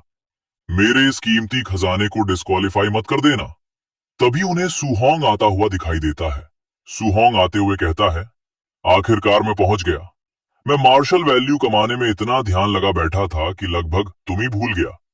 सभी स्टूडेंट्स उसे देख कहते हैं, ये आदमी तो मुझसे भी ज्यादा बुरी हालत में है, लेकिन इसके शरीर पर तो कोई चोट भी नहीं दिख रही। आखिर इसने कितने फेरोशियस बीस्ट को मारा होगा जो इतनी बुरी हालत हो गई है। वे दोनों जिन्हें सू होंग ने पीटा होता है, उनमें से डंडा वाला स्टूडेंट सू होंग को देख कहता है, आखिरकार मैंने इंतजार करते करते तुम्हारे आने तक का समय निकाल ही लिया बच्चे। तभी दूसरा भी कहता है, जल्दी मत करो, जब हम ट्रेनिंग कैंप में पहुंचेंगे तब उससे निपटने के बहुत तरीके मिल जाएंगे। वही तीनों रिच फैमिलीज के स्टूडेंट भी कहते हैं, डेडलाइन के बिल्कुल आखिरी पल में पहुंचना ये सच में किसी एक्सपर्ट का काम है। तभी एक पर्सन आकर उनसे कहता है, 8 घंटे पूरे हो चुके हैं और जो भी अभी तक नहीं पहुंचा वो पूरी तरह एलिमिनेट कर दिया जाएगा। अब मैं आगे तुम्हें ट्रेनिंग कैंप की फैसिलिटीज और रूल्स के बारे में बताऊंगा। वो बताता है, ट्रेनिंग कैंप के अंदर मेजर फैसिलिटीज हैं, जैसे gravity training room, movement technique training room, ferocious beast combat room और martial art pavilion. Martial art pavilion में तुम martial skills, movement technique, pills और हथियार एक्सचेंज कर सकते हो। सू होंग मार्शल आर्ट के नाम को सुन खुश होकर सोचता है, ए रैंक की मार्शल आर्ट में जल्द ही सीख पाऊंगा। अब मुझे ऐसा लग रहा है कि मैंने ट्रेनिंग कैंप ज्वाइन करके एक अच्छा डिसीजन लिया है। वो पर्सन वापस से कहता है, लेकिन अगर तुम इन फैसिलिटीज का इस्तेमाल करना चाहते हो तो तुम्हें पर्याप्त कंट्रीब्यूशन पॉइंट्स देने होंगे, और कंट्रीब्यूशन पॉइंट्स पाने का सिर्फ एक ही तरीका है, वो है डिफरेंट ट्रेनिंग टास्क को पास करना। अगर तुम्हारा परफॉर्मेंस शानदार रहा तो तुम्हें एक्स्ट्रा रिवॉर्ड भी मिलेगा। फिलहाल आज काफी देर हो चुकी है। जो स्टूडेंट अभी भी ट्रेनिंग कर सकते हैं वे जाकर ट्रेनिंग करें, और जो स्टूडेंट्स इंजर्ड हैं वे मेरे साथ डॉर्मेट्री में आकर आराम करें। मैं तुम्हें अपने हाथों में मरने नहीं दे सकता। अब सीन शिफ्ट होकर डायरेक्ट रात में आता है। सू होंग अपने ट्रेनिंग रूम में आकर गेट को बंद करता है और कहता है, ये तो सिंगल रूम है। अब से जब मैं कल्टीवेशन और अपग्रेड करूंगा तो मुझे किसी के देखने की चिंता नहीं करनी पड़ेगी।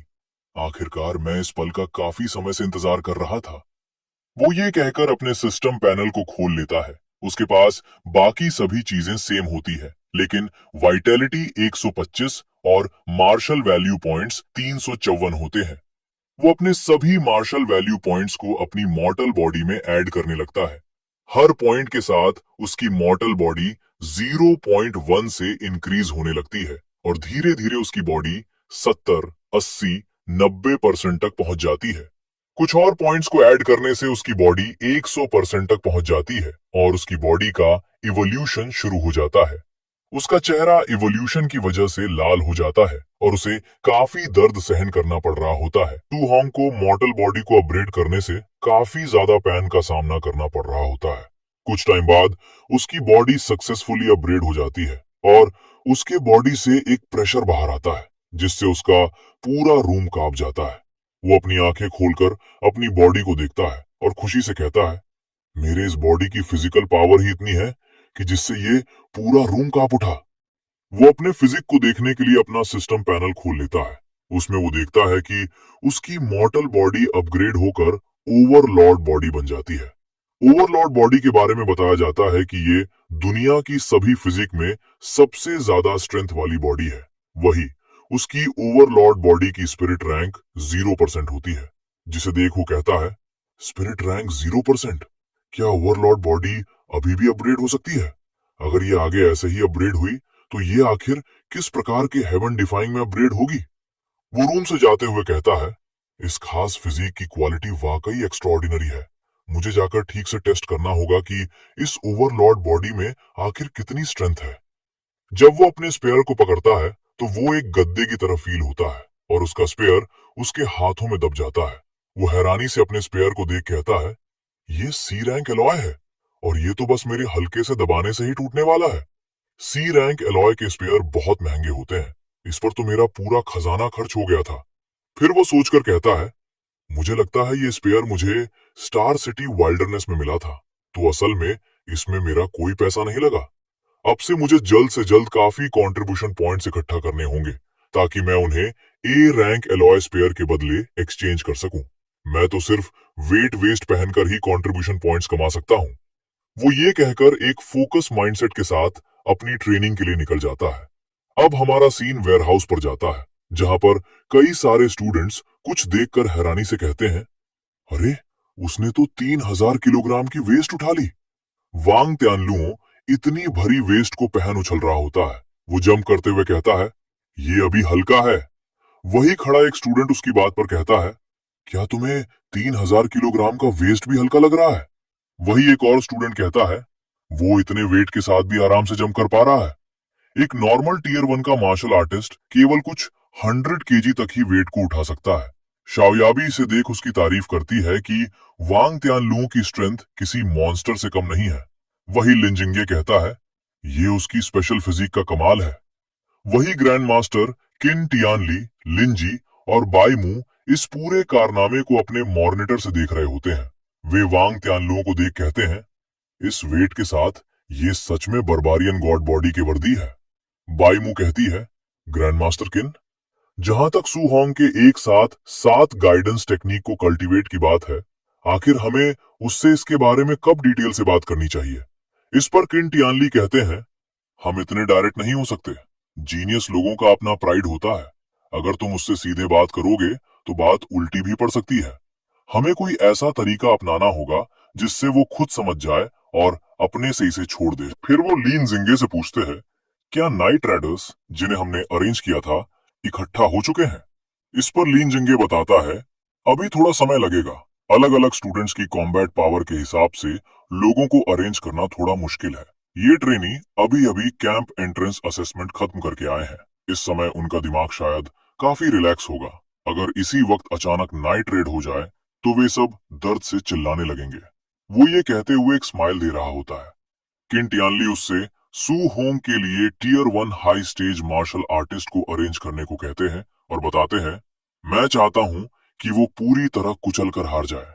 उसके बाद मैं उसे एक साथ 7 गाइडेंस टेक्निक कल्टीवेट करने के नुकसान समझाऊंगा। तब वो जरूर ओबीडियंट होकर मेरी बात सुनेगा और खुद ही उन गाइडेंस टेक्निक को कल्टीवेट करने की जिद को छोड़ देगा। उनकी इस बात को सुन बाइमू और लीन जिंगे उन्हें हैरानी से देखते हैं और उनसे कहते हैं, एक tier 1 high stage martial artist के पास 400 से ज्यादा विटैलिटी और 5000 कॉम्बैट पावर पॉइंट्स होते हैं, जबकि सू होंग की विटैलिटी सिर्फ 100 से थोड़ी ज्यादा है। मुझे लगता है ये ठीक नहीं होगा। अगर पिटाई के बाद उसका दाव हार्ट ही टूट गया तो। किन टियानली उन्हें डांटते हुए कहते हैं, बकवास। मैं ये सब उसकी गलती सुधारने के लिए कर रहा हूँ। अगर उसका डाव हार्ट इतनी आसानी से टूट जाता है तो इसका मतलब है कि वो ट्रैश है। अब हमारा सीन शिफ्ट होकर सू होंग पर आता है, जो कि वेयरहाउस की ओर बढ़ रहा होता है। उसी वेयरहाउस में स्टूडेंट्स वांग तियानलुओं की परफॉर्मेंस को देखने के लिए जा रहे होते हैं। वे कहते हैं, सब लोग जल्दी आओ, चलो जाकर देखो।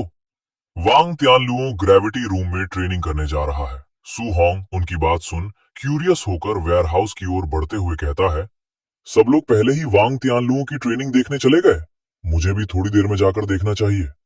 वो एक ब्रेसलेट को देख बताता है, क्या यही स्मार्ट ब्रेसलेट है जो पॉइंट्स कैलकुलेट करने के लिए इस्तेमाल होता है? फिर वो आगे बढ़कर अपने लिए वेस्ट को ढूंढने लगता है। वो एक प्लेस पर जाकर कहता है, सबसे भारी वाला तो 10 टन तक का हो सकता है। क्या ये सुपर हैवी अलॉय से बना है? आखिर इसे कौन हो पहनता होगा? वो जैसे तैसे उसे उठाता है और कहता है, ये सच में काफी भारी है। मैं इसे पहन तो सकता हूँ, लेकिन इससे मेरी स्पीड बुरी तरह कम हो जाएगी और मैं ज्यादा देर तक टिक नहीं पाऊंगा। वो अपनी शर्ट निकालकर 5 टन वाली वेस्ट को पहन लेता है और थोड़ा मूवमेंट करके देखता है। वो उसके साथ आसानी से मूव हो पा रहा होता है। फिर वो खड़े होकर कहता है, अभी के लिए 5 टन का वेट मेरे लिए सबसे सही है। मुझे हैरानी है कि वांग तियानलुओं और बाकी 2 लोगों ने कितना वेट चुना होगा। वे टीयर 1 हाई स्टेज पर है, तो शायद वे भी मेरे जितने या मुझसे थोड़ा ज्यादा मजबूत होंगे। मुझे भी जाकर उनकी कल्टीवेशन मेथड्स देखनी चाहिए। शायद वहां से मुझे कुछ एक्सपीरियंस मिल जाए। ये कहकर वो उस वेस्ट को पहनकर निकल जाता है। सभी स्टूडेंट्स वांग तियानलुओं की परफॉर्मेंस को देख कहते हैं, वांग तियानलुओ सच में इंसान नहीं लगता। वो 3 टन का वेट वेस्ट पहने हुए ही सीधे ग्रेविटी रूम में घुस गया और उसने ग्रेविटी को दुगने पर सेट कर दिया। ये तो सच में पागलपन है। हालांकि वांग तियानलुओ काफी स्ट्रगल करता हुआ दिख रहा है, लेकिन वो अभी पूरे 6 टन का प्रेशर हैंडल कर रहा है। सू होंग भी वहां पर आकर वांग तियानलुओ की परफॉर्मेंस को देखता है, लेकिन वो इससे डिसअपॉइंट हो जाता है और अपने आप से कहता है, वांग तियानलुओ का वेट वेस्ट सिर्फ 3 टन का है। ये सच में काफी लाइट है। लगता है मुझे ओवरलॉर्ड बॉडी की टफनेस के बारे में थोड़ा गलत अंदाजा हो गया था। तभी उसका ध्यान अपने नंबर 1 हाई स्कूल के 2 स्टूडेंट पर जाता है। वो उनके पास जाकर उनसे पूछता है, चेन शान, लीटू, तुम लोगों को क्या हुआ? क्या तुम लोग ग्रेविटी रूम में कल्टीवेशन करने नहीं जा रहे? चेन शान बताता है, ये लोग तो पिछले वालों से भी ज्यादा कमाल के हैं। हम तो उनसे बहुत पीछे रह गए हैं। लीटू भी कहता है, अगर हम ट्रेनिंग रूम में गए तो लोग हमें उनसे कंपैरिजन करके अलग से देखेंगे। ये सच में काफी एम्बैरेसिंग है। सू होंग आगे बढ़ते हुए कहता है, क्या सिर्फ यही रीजन है? सू होंग को आगे बढ़ते देख वो दोनों पूछते हैं, सू होंग, क्या तुम सच में अभी अंदर जाने वाले हो? क्या तुम्हें अपनी बेइज्जती होने का डर नहीं है? चलो इंतजार करते हैं, जब यहाँ कम लोग होंगे तब जाएंगे। सभी स्टूडेंट सू होंग को देख कहते हैं, ये आदमी दिमाग से ठीक है भी या नहीं? शायद अभी इसने वेट सूट नहीं पहना है। शायद ये ग्रेविटी मल्टीप्लायर में वांग टियानलुओ को पीछे छोड़ना चाहता है। क्या इसे जरा भी शर्म नहीं है? जब कोई इंसान बेशर्म हो जाता है तो वो दुनिया में अजय बन जाता है। सुहोंग ग्रेविटी रूम में जाते हुए सोचता है, ग्रेविटी रूम बनाना बेहद महंगा होता है। सिर्फ बड़ी अमीर और रईस फैमिलियां ही इसे इस्तेमाल कर सकती हैं। नॉर्मल मार्शल आर्टिस्ट तो इसे छू भी नहीं सकते। मैं इस बेहतरीन मौके को हाथ से नहीं जाने दे सकता। अगर मैं 5 टन का वेट वेस्ट पहनूं और ग्रेविटी डबल हो जाए तो ये 10 टन के बराबर होगा। तो मैं ज्यादा से ज्यादा 10 मिनट तक ही टिक पाऊंगा। बेहतर होगा इसे 1.5 गुना ग्रेविटी पर सेट कर दूं, तब शायद मैं थोड़ा ज्यादा देर तक टिक सकूं। वो इसी के साथ ग्रेविटी 1.5 पर सेट कर देता है।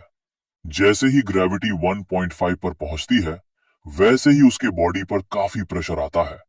वो जैसे तैसे अपने आप को संभाल कर कहता है, ये सच में काफी भारी है। सभी स्टूडेंट्स सुहोंग को देख रहे होते हैं और उसका मजाक बनाते हुए कहते हैं, ये तो वेट वेस्ट भी नहीं पहने हुए है, फिर भी इसने सिर्फ 1.5 गुना ग्रेविटी ही सेट की। ये सच में कितना मजाकिया है। आखिरकार ये वही है जो सबसे आखिरी में आया था, तो उसकी ताकत कम होना तो तय है। सुहोंग उसी ग्रेविटी रूम में कल्टीवेट करते हुए अपने आप से कहता है, जैसा कि उम्मीद थी, इतने जबरदस्त प्रेशर के नीचे गाइडेंस टेक्निक की ट्रेनिंग करना काफी ज्यादा मुश्किल हो गया है। लेकिन कल्टीवेशन की स्पीड क्लियरली बहुत तेज हो गई है। वो 2 घंटे बैठे बैठे इतने प्रेशर में कल्टीवेट करता रहता है और उसके बॉडी से रेड ऑरा लगातार बाहर आ रहा होता है। वो 2 घंटे बाद अपने कल्टीवेशन से बाहर आता है। इतने प्रेशर से उसके चेहरे से पसीना आने लगता है। वो जल्दी से अपने सिस्टम पैनल को देख कहता है, थंडर और फायर गाइडेंस टेक्निक को छोड़कर बाकी सभी गाइडेंस टेक्निक एक लेवल बढ़ गई हैं। हमें सुहोंग की प्रोफाइल दिखाई जाती है। उसकी vitality 130, spirit 265, physique overlord, body spirit rank 0%। Guidance technique में thunder guidance technique level 3, heavenly flame guidance technique level 3, water marsh guidance technique level 2, thick earth guidance technique level 2, spirit wing guidance technique level 2 और martial skill में void breaking finger, raging spear technique, thunder rush fist सभी perfect level पर होते हैं और उसके पास present में मार्शल वैल्यू 0 पॉइंट होते हैं। वो अपनी विटैलिटी को देख कहता है, मेरी विटैलिटी भी बढ़कर 126 से 130 पॉइंट्स हो गई है। अगर ग्रेविटी रूम का असर इतना अच्छा है, तो शायद मूवमेंट टेक्निक रूम और फेरोशियस बीस्ट रूम का असर भी कमाल का ही होगा। वो खड़े होकर ग्रेविटी रूम के प्रेशर को कम कर देता है और अभी उसकी बॉडी इतने प्रेशर की वजह से कांप रही होती है। वो कांपते हुए ग्रेविटी चैम्बर से बाहर आते हुए कहता है, आखिरकार मैं बाहर आ गया। मैं तो पूरी तरह थक चुका हूँ।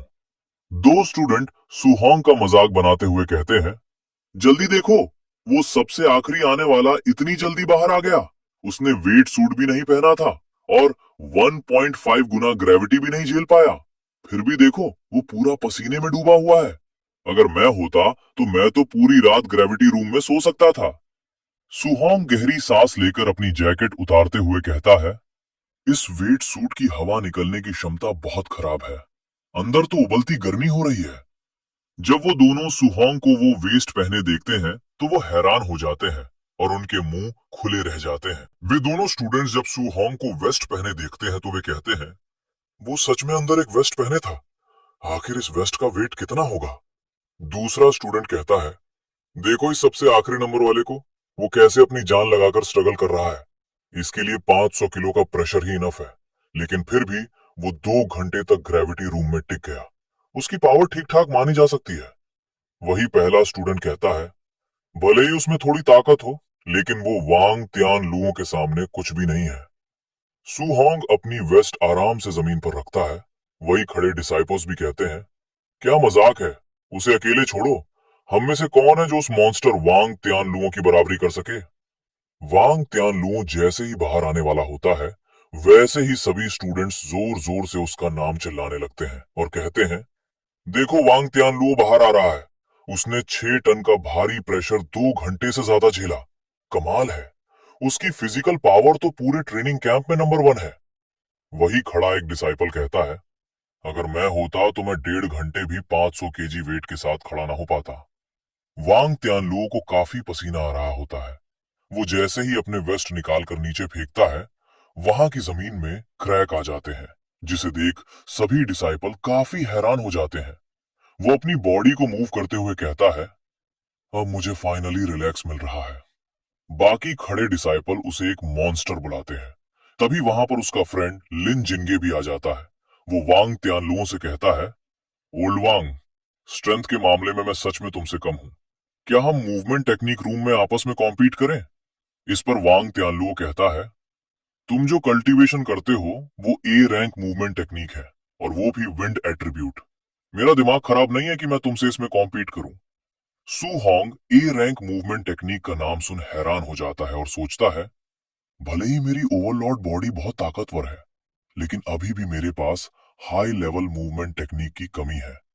अब सीन बदलकर मूवमेंट टेक्निक ट्रेनिंग रूम में आता है। वहां पर सभी स्टूडेंट्स भी लिन जिंगे की परफॉर्मेंस को देखने के लिए आ जाते हैं।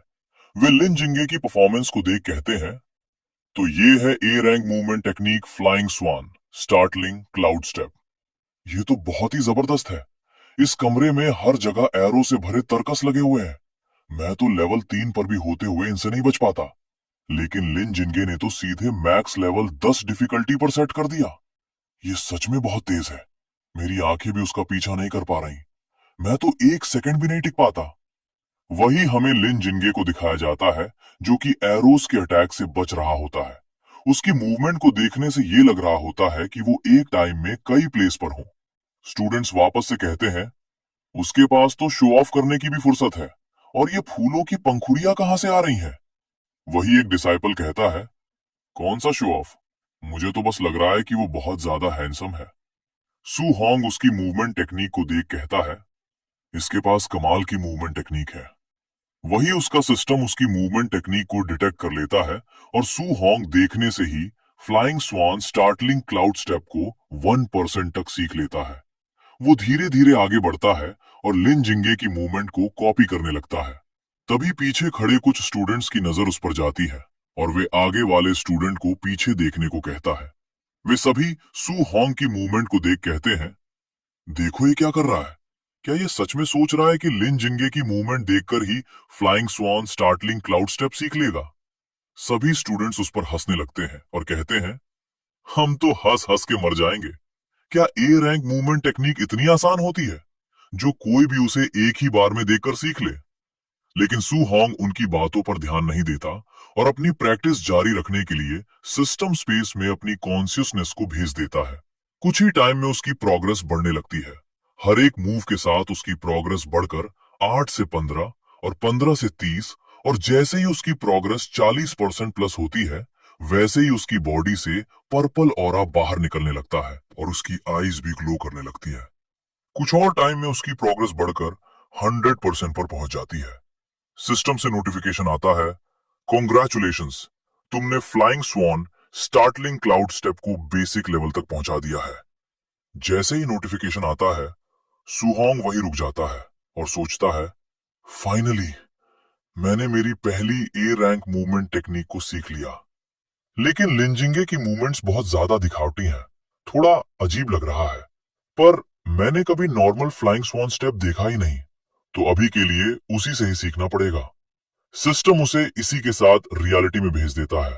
वो रियलिटी में आके सोचता है, जब मैंने टेक्निक सीख ही ली है, तो फ्यूचर में मूवमेंट टेक्निक रूम में ट्रेनिंग की जरूरत नहीं है।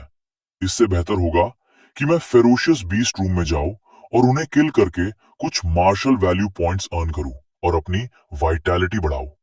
जब वो अपने पीछे देखता है तो सारे स्टूडेंट्स उसका वीडियो बना रहे होते हैं और उसे एक एप्रिसिएशन की नजर से देख रहे होते हैं।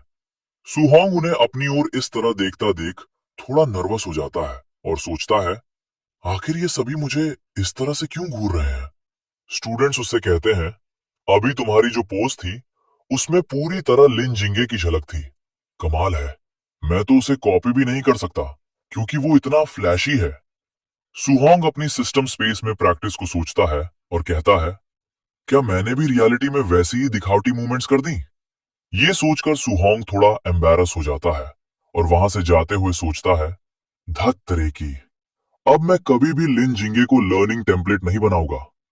वही सारे स्टूडेंट्स उसे जाता देख कहते हैं, ओ हैंडसम, मत जाओ, एक बार फिर से उस मूव को करके दिखाओ, अभी तो तुम पूरी तरह चमक रहे थे। जब सुहोंग जा रहा होता है, तब उसे ऐसा फील होता है कि कोई उसका पीछा कर रहा है। उसका पीछा करने वाले वही दोनों स्टूडेंट्स होते हैं जिन्हें सुहोंग ने असेसमेंट के दौरान पीटा होता है। उनमें से एक कहता है, आखिर वो हमें मिल गया, वो शायद फेरोशियस बीस्ट रूम की तरफ जा रहा है। वही दूसरा वुडन क्लब वाला कहता है, तो हम दरवाजे पर ही उसका इंतजार करेंगे और जैसे ही वो बाहर आएगा, उसे जबरदस्त मारेंगे। अब सीन बदलकर फेरोशियस बीस्ट रूम पर आता है। वहां पर भी बाकी रूम की तरह ही भीड़ होती है और सभी स्टूडेंट्स शाओ या और वांग त्यान लुओं को चीयर कर रहे होते हैं। वहां पर हमें शाओ या और वांग त्यान लू आमने सामने खड़े दिखते हैं। वांग त्यान लू उससे कहता है, शाओया, तुमने कहा था कि तुम मेरे साथ फेरोशियस बीस्ट मारने में कॉम्पीट करना चाहती हो। शाओया उससे कहती है, मैं बस ये जानना चाहती हूँ कि हम दोनों में ट्रेनिंग कैंप का नंबर 1 कौन है। वांग तियानलू कहता है, तुम सच में ये सोचती हो कि स्पिरिचुअल टेलीकिनेसिस के भरोसे तुम मेरे बारबेरियन गॉड बॉडी को हरा सकती हो? क्या मुझे अंडरस्टिमेट किया जा रहा है? शाओया उससे कहती है, मुझे लगता है तुमने ही स्पिरिट मास्टर की ताकत को कम आंका है। इसी के साथ उनके बीच फेरोशियस बीस्ट को किल करने के लिए कंपटीशन शुरू हो जाता है। सुहोंग स्पिरिट मास्टर के बारे में सोच कहता है, मैंने अभी तक उनके फाइटिंग मेथड को नहीं देखा, तो क्यों ना पहले जाकर देख लूं, फिर बाद में आकर फेरोशियस बीस्ट्स मारकर मार्शल वैल्यू कमाऊंगा। इसी के साथ वो शाओया को देखते हुए कहता है, आखिर ये क्या हो रहा है? क्या वो सच में हवा में फ्लो कर रही है? हवा में फ्लो करना, ये तो सिर्फ ग्रैंड मास्टर्स की क्षमता होती है। क्या ये स्पिरिट मास्टर भी कर सकते हैं? शाओया अपनी एनर्जी हाथ में एक बॉल की तरह कलेक्ट कर लेती है और अपना अटैक बीस्ट्स पर कर देती है, जिससे वे तीनों मारे जाते हैं। सुहोंग उसकी इस स्ट्रेंज पावर को देख सोचता है, एक ही पल में उसने एक साथ 3 tier 1 high stage black tigers को मार डाला। वो फ्लोट कर रही लाइट्स की स्ट्रेक्स क्या है? जब शाओया का ध्यान सामने होता है, तभी उसके पीछे 3 आइड बीस्ट आ जाता है। उसके अटैक करने से पहले शाओया ही उसे अपनी टेलीकिनेसिस पावर से हवा में रोक लेती है। सुहोंग इस पावर को भी देख सोचता है, वो अपनी टेलीकिनेसिस पावर का यूज कर फोर्सफुली बीस्ट को बांध और कंट्रोल कर सकती है। अगले ही पल वो उन्हीं लाइट्स का यूज कर उस बीस्ट को भी किल कर देती है। सुहोंग कहता है, समझ गया, वो फ्लाइंग लाइट स्ट्रेक्स असल में डैगर्स थीं। वो शाओया की स्पिरिट मास्टर पावर को देख कांपते हुए सोचता है, हवा में चलना, कुछ डिस्टेंस से ऑब्जेक्ट्स को कंट्रोल करना और इसी के साथ एनिमीज को भी कंट्रोल करना, ये सच में काफी अमेजिंग है। कोई आश्चर्य नहीं कि क्यों स्पिरिट मास्टर को इतना स्ट्रांग बताया जाता है। वो अपनी स्पिरिट पावर से अकेले ही कई नॉर्मल मार्शल आर्टिस्ट को कुचल सकते हैं। वही सारे स्टूडेंट्स का रिएक्शन भी कुछ ऐसा ही होता है। वे कहते हैं, अरे तेरे की, आखिर ये जायंट स्वॉर्ड जैसी चीज क्या है और कौन ही इस जायंट स्वॉर्ड के सामने टिक पाएगा? शाओया अपनी स्किल का यूज कर एक जायंट स्वॉर्ड बना लेती है, जिसके सामने स्नेक जैसा दिखने वाला फेरोशियस बीस्ट काफी छोटा दिख रहा होता है। वो बिना किसी इमोशन से अपना अटैक उस बीस्ट पर कर देती है। उस जायंट स्वॉर्ड के एक ही अटैक से वो स्नेक बीस्ट 2 भागों में बढ़ जाता है और वहीं पर मारा जाता है। सुहोंग सोचता है, क्या एक वेपन? क्या वो कुछ टाइम पहले एक वेपन नहीं लिए थी? इतने बड़े वेपन का वेट ही अकेले कई टन होगा। आखिर उसके पास वो वेपन आया कैसे? लिन जिनगे पीछे आकर उन सभी को बताता है, ये एक स्पिरिट मास्टर की मार्शल स्किल है और वो भी ए रैंक की। सभी स्टूडेंट्स उसकी बात सुन खुशुर फुशुर करते हुए आपस में कहते हैं, स्पिरिट मास्टर की मार्शल स्किल? मैंने तो इसके बारे में कभी सुना भी नहीं। फिर से ए रैंक?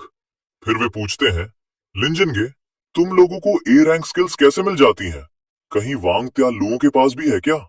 इस पर लिन जिनगे उन्हें बताता है, बिल्कुल है, उसके पास एक ऑफेंसिव ए रैंक मार्शल स्किल भी है। उसकी ये बात सुन वे सभी कहते हैं, तुम सभी के पास ए रैंक स्किल्स है? क्या तुम सभी मॉन्स्टर्स हो? सुहोंग उसकी बात सुन सोचता है, वांग त्यालुओं के पास भी ए रैंक स्किल है और वो भी ऑफेंसिव टाइप। ट्रेनिंग कैंप तो सच में ए रैंक स्किल से भरा पड़ा है। लगता है मैं सही जगह आया हूँ। वही हमें वांग त्यानलुओं की फाइटिंग दिखाई जाती है। सभी स्टूडेंट्स उसकी फाइट को देख कहते हैं, एक पंच में tier 1 high level ferocious beast को उड़ा दिया। आखिर ये कैसी मार्शल स्किल है? तीसरा स्टूडेंट कहता है, कौन सी मार्शल स्किल? ये तो बस उसकी प्योर रॉ फिजिकल स्ट्रेंथ है। वो बिना किसी स्किल के ही इतना ताकतवर है।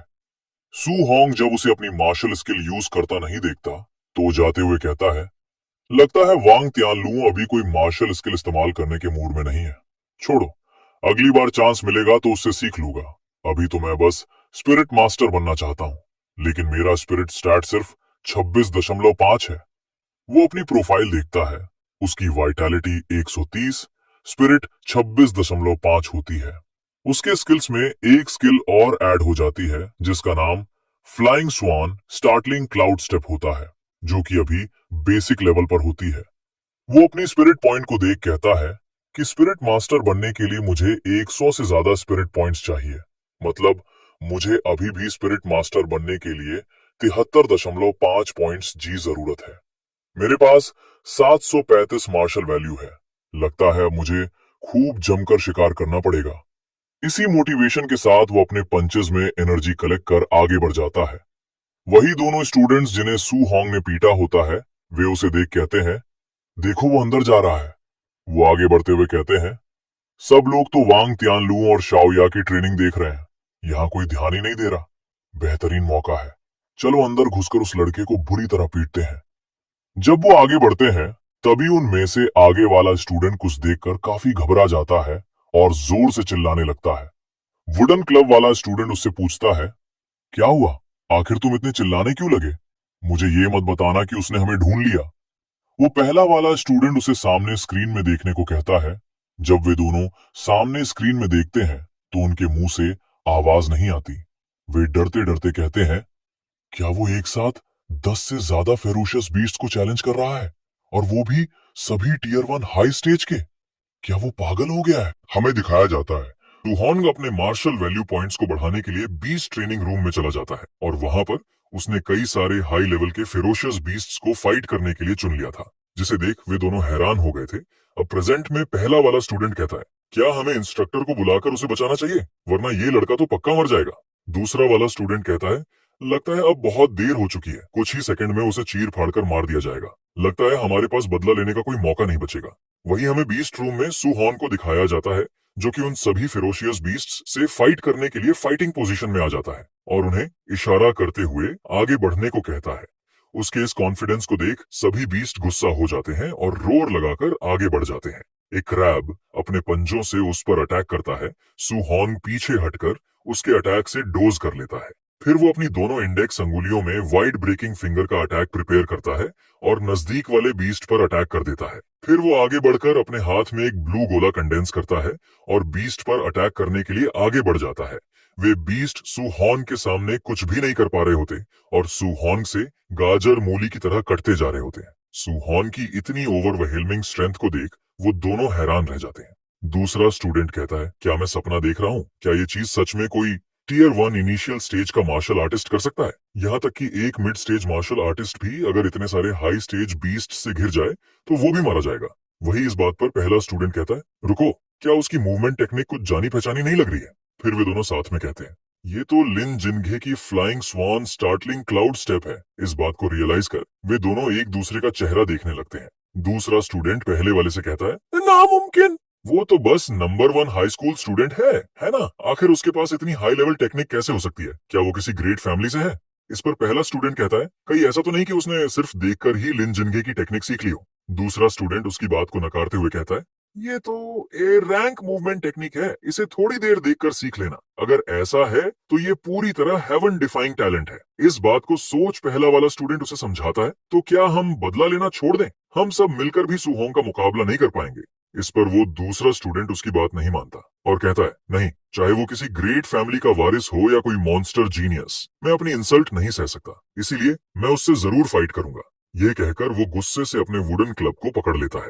पहला वाला स्टूडेंट डरते डरते उससे कहता है, उससे लड़ने से पहले बेहतर होगा कि तुम ये देख लो।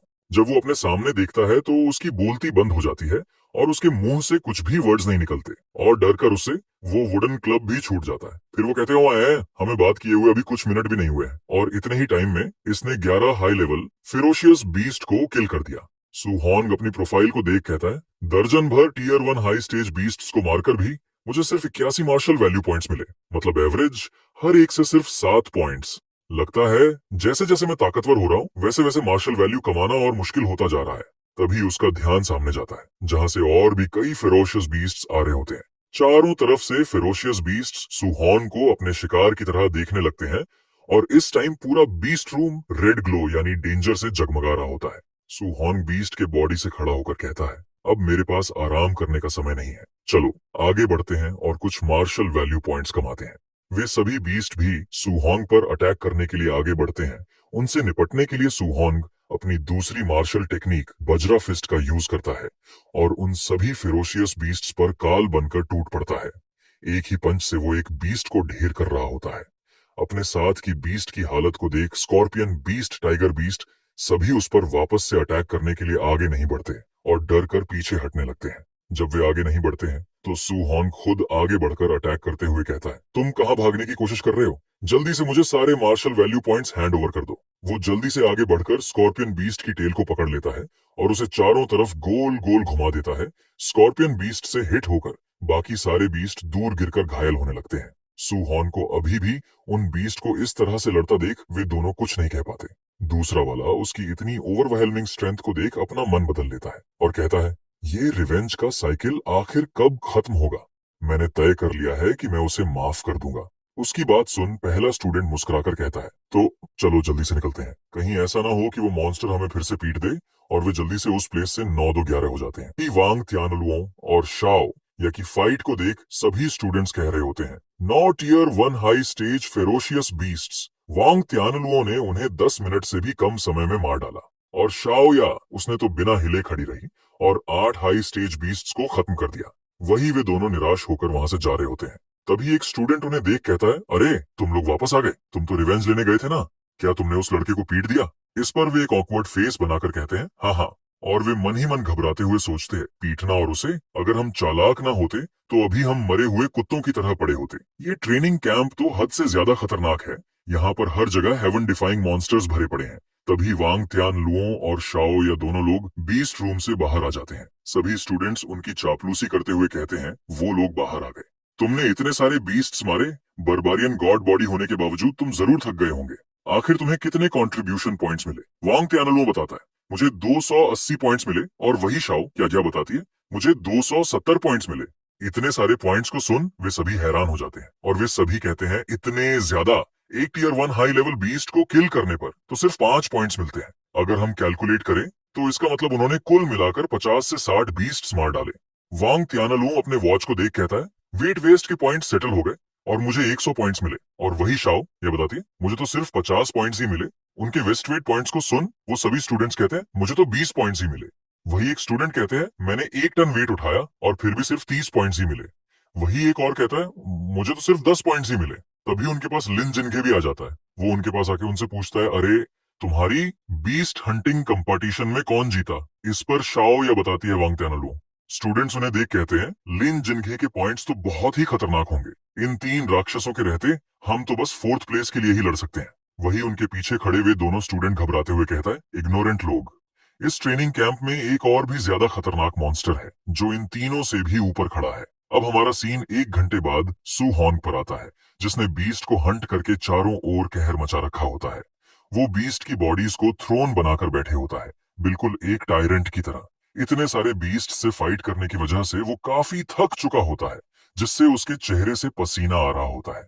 वो सोचता है, 1 घंटे से ज्यादा समय तक लगातार बीस्ट्स मारने के बाद ओवरलॉर्ड बॉडी होने के बावजूद मैं भी थक गया हूँ, लेकिन ये अभी भी 735 मार्शल वैल्यू पॉइंट से काफी कम है। फिर वो अपनी वॉच को देख कहता है, हालांकि मुझे 700 कंट्रीब्यूशन पॉइंट्स मिल गए हैं, मैं सोच रहा हूँ कि मार्शल आर्ट पवेलियन में इनसे क्या क्या लिया जा सकता है। उसे वेस्ट वेट में 300 पॉइंट्स और बीस्ट हंटिंग में 400 पॉइंट्स मिले होते हैं। इसी के साथ वो मार्शल आर्ट पवेलियन की ओर निकल जाता है अपने पॉइंट्स से कुछ एक्सचेंज करने के लिए। वो मार्शल आर्ट पवेलियन में जाकर एक बुक को देखने लगता है, जिसमें पॉइंट किसके लिए एक्सचेंज कर सकते हो लिखा होता है। Tier 1 vitality pill 10 points, tier 1 blood recovery pill 20 points, tier 1 spirit gathering pill 30 points, A rank martial art explosive palm 2000 points, A rank bone netherfire fist 2800 points, A rank startling swan heavenly roam 3000 points की होती है। उनके price को देख वो अपने आप से कहता है, ए रैंक मार्शल आर्ट्स तो बहुत महंगे हैं, सबसे सस्ता भी 2000 पॉइंट्स का है, लेकिन पिल्स की कीमत ठीक ठाक है, खासकर यहाँ स्पिरिट गैदरिंग पिल्स भी हैं। शॉप ऑनर सुहॉन्ग से पूछती है, स्टूडेंट क्या तुमने डिसाइड कर लिया है कि क्या लेना है? और वो सुहॉन्ग को देख सोचती है, लगता है ये तो टियर 1 इनिशियल लेवल का है, शायद ये कुछ भी खरीद नहीं पाएगा। सुहॉन्ग उससे पूछता है, ये जो स्पिरिट गैदरिंग पिल है क्या ये वही है जो स्पिरिचुअल पावर बढ़ाती है? इस पर शॉप ऑनर जवाब देती है, हाँ, स्पिरिट गैदरिंग पिल सिर्फ पहली बार लेने पर ही असर करती है और जितनी हाई ग्रेड होगी उतना ज्यादा फायदा मिलेगा। यह बात सुन सुहॉन्ग हाई लेवल की स्पिरिट गैदरिंग पिल की प्राइस देखने लगता है। वो प्राइस को देख कहता है, यहाँ की सबसे high grade tier 4 spirit gathering pill है, जिसकी प्राइस 500 कंट्रीब्यूशन पॉइंट्स है। टियर 4 वाइटैलिटी पिल कीमत 100 points, tier 4 blood recovery pill कीमत 200 points, tier 4 spirit gathering pill की कीमत 300 पॉइंट्स और tier 4 high level spirit gathering pill की प्राइस 500 पॉइंट्स होती है। वो शॉप ऑनर के पास जाकर कहता है, मुझे एक टियर 4 स्पिरिट गैदरिंग पिल दे दो। उसकी ये बात सुन शॉप ऑनर हैरानी से अपना मुंह खोल देती है। फिर वो सुहॉन को प्राइस बताते हुए कहती है, टियर 4 स्पिरिट गैदरिंग पिल 500 पॉइंट्स की है, 50 की नहीं। इस पर सुहॉन कहता है, हाँ वही चाहिए, टियर 4 स्पिरिट गैदरिंग पिल। फिर वो अपने कंट्रीब्यूशन पॉइंट्स शॉप ऑनर को दिखाता है, जिसे देख वो हैरान हो जाता है।